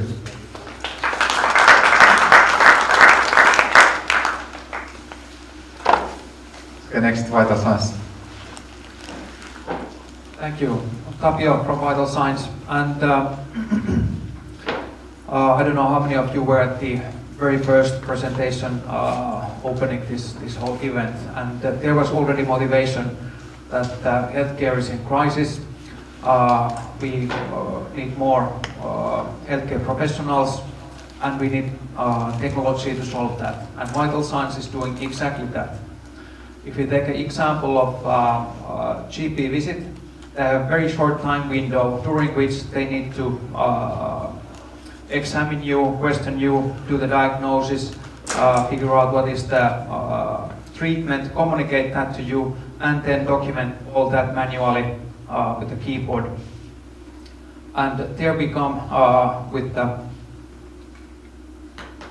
solution, digitizing that whole process by this kind of device, which is measuring all the vital signs simultaneously when you do just the auscultation, listening lung and heart sounds, and all the data is then in a digital format, and it can be analyzed, and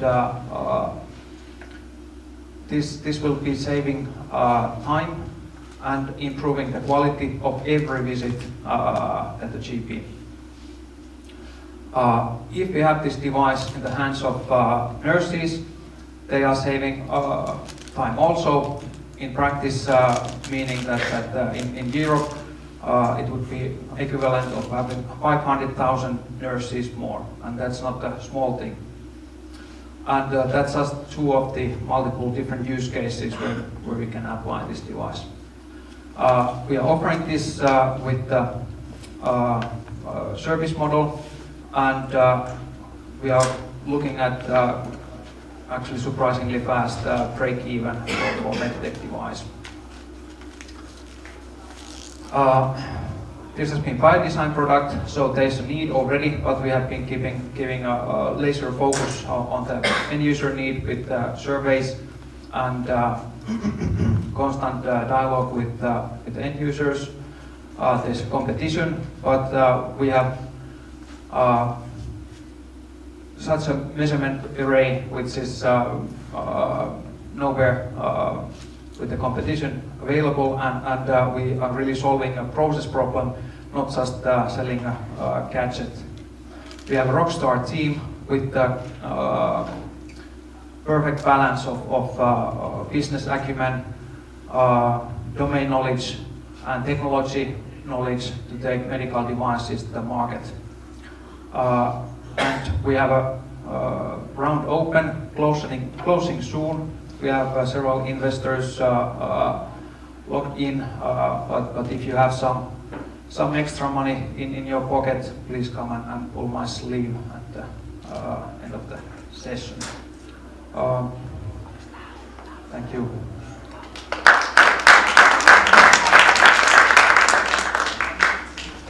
Can you elaborate a bit how you're beating the competition at the moment? Excuse me, how? How are you better than the competitors? So basically, the ability to take all the measurements at the same time. Usually there's only one or two measurements done at the same time. And then this integration to hospital information system, so that the documentation phase is also done automatically, which is a huge kind of time saver. What methodology do you use to measure blood pressure right now? That's a bit confidential, but we have an array of sensors that we are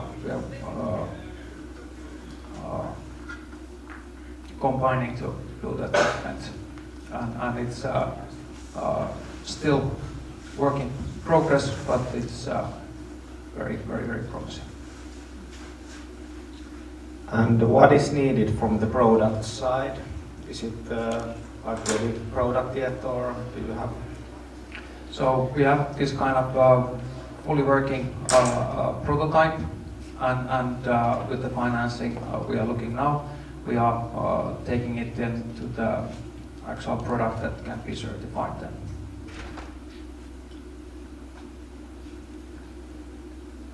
I'm curious, why do you decide in a way for the patients to hold it with the hands, but not like the other digital stethoscope, which still, doctors can still be able to listen to the hot sound, which give extra security to the physicians. Yeah. So you have wireless earbuds that you use or whatever wireless headphones. So why handheld? The tubing and wiring is actually really troublesome, and it creates noise, just artifacts from touching the tube and so on. So it's actually a huge benefit to get rid of that. But it's just kind of a tradition a bit to the tube. Thank you, Tapio. Your time is up. Thank you.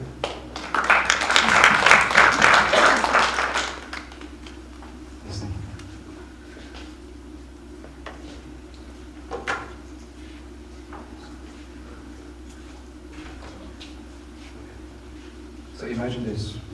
The only reason why you see me now is the light passes through the transparent front part of the eye called cornea. For cornea to stay functional, it must stay hydrated. And if small changes in cornea hydration may lead to something called cornea blindness.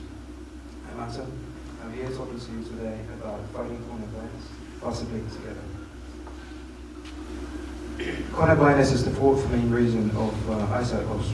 And it's something that costs a lot of money to the society, but the current methods, they only target people with symptoms. And typically those are people with severe symptoms when it's too late to do anything but replace cornea altogether. Moreover, it's oftentimes invasive, it's painful, it's a magnet for infections, and of course nobody wants to have their eyes touched. But there's a better way. Here's something that we call Cornea Sense, where we combine two technologies in one.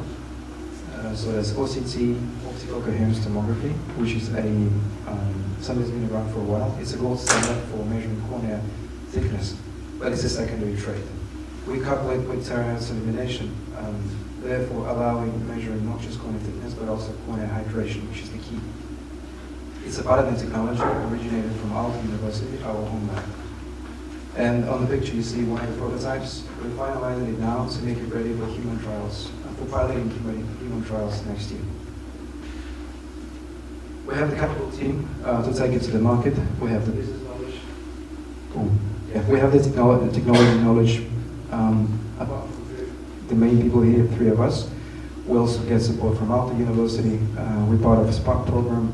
We're part of a Red Bricks acceleration program.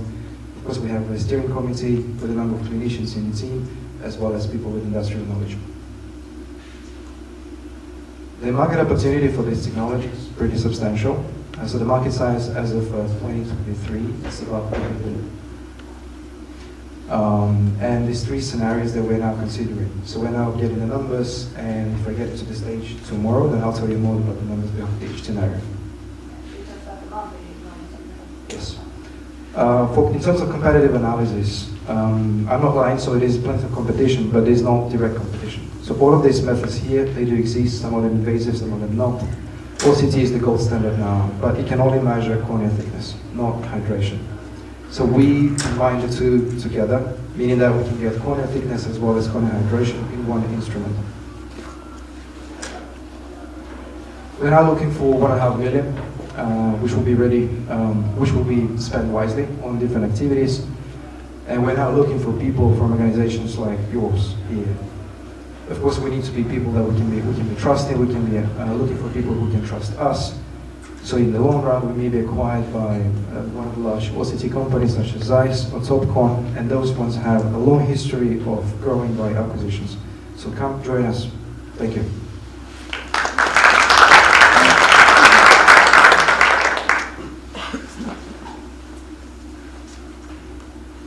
What's your IP status? How strong are the patents? It's pretty strong. We have filed the application last year, and it's now going through the PCT for the main sector. How will the final solution look like, or do you, compared to the picture? Yeah, now it's pretty ugly. As you can see, it's going to be a lot smaller. We now know where we can be sourcing for a lot smaller components, also a lot cheaper components. So we have a list of suppliers, but of course it's just one of the trials, one of the pilots now. For the initial phase, we'll be using the same setup as you saw, so it's size of roughly stable, but in the long run, with new funds, which can take us to the clinical trials, it's going to be probably as small as, maybe smaller than this laptop.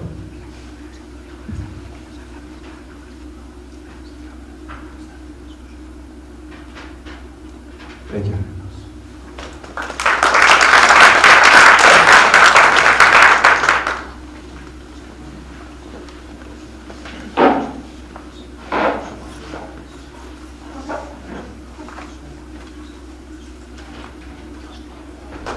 So it's time for the last bits for today. So it's Antti Vakala from SmartLabs. Just put the show on.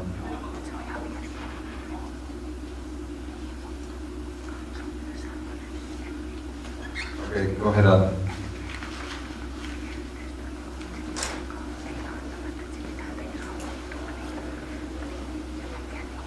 So, what would you think if you, it's okay, what would you think if you found a weird bump in your breast? It probably has been growing there for a while. What to do? You have never been called to breast cancer screenings, so it must have been growing quite long there. Chances are that your life is going to take a turn towards worse very fast. Breast cancer is a major cause of death, with millions of people suffering from it worldwide.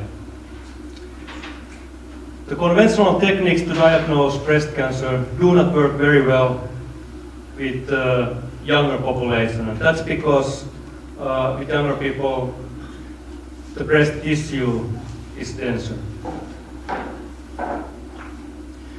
Our solution to this is smart bubbles, and they allow diagnosis of breast cancer in less than 15 minutes.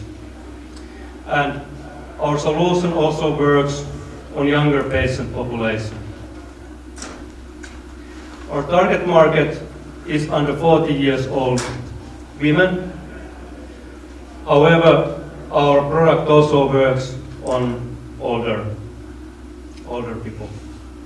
And we also have potential for horizontal expansion.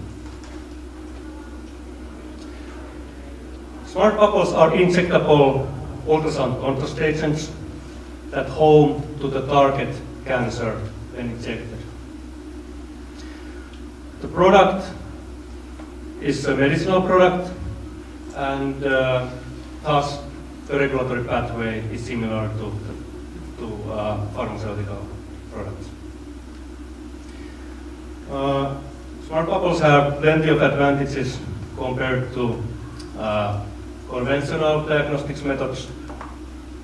Our revenue model is based on milestone and project payments from pharmaceutical co-developing partners, as well as royalties from launched products. We are envisioning that in 2029 we might have sold already our first co-development project to pharma company. We have startup and formulation development experience already, and we are looking to raise 1.4 million in 2025, and with that money it would get us to the beginning of GMP manufacturing and GLP preclinicals. And with this ask, the valuation in the exit in around 2030 would be around 50 to 100 million. Thank you.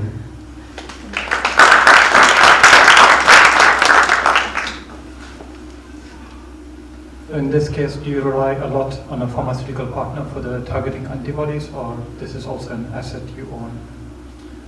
We would need to get them from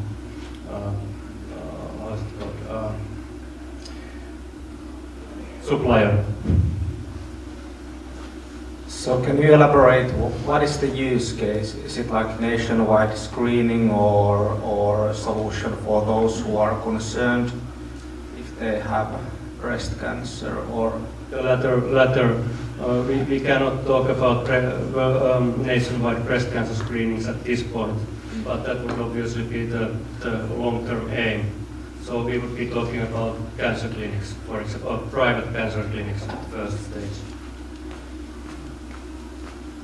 Has this kind of solution been used in disease diagnostics previously?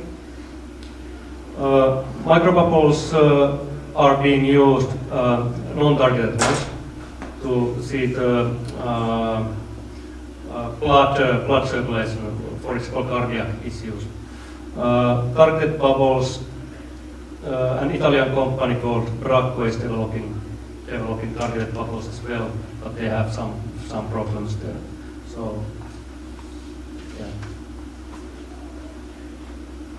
How do you bind to every breast cancer type, given they have different markers and cancer cells like HER2 or HR positive, HR negative? How do you make sure you cover 100% of them? Yeah, obviously,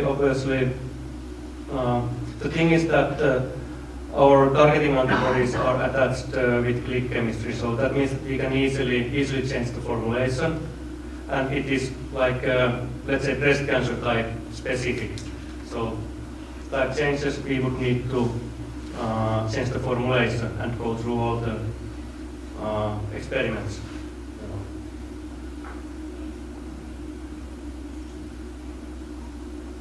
Thank you, Antti.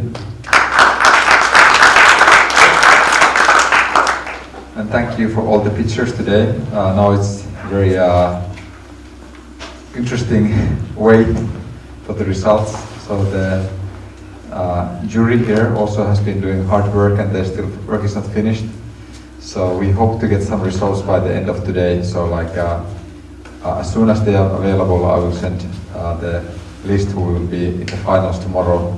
Anyway, I think that it's good to stay for the finals even if you are not making to the shortlist, because each investor might have their own favorite. So it's good to like stay to see like who is like what are the different investors looking for. Yeah, good. And then tomorrow's day is in Dipoli, so it's a different building.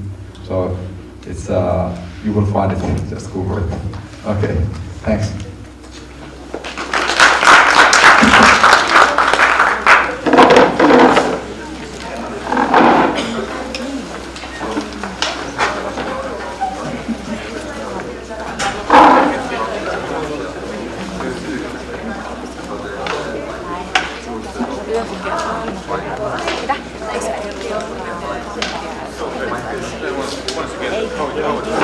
So actually, little summer. Some, but not.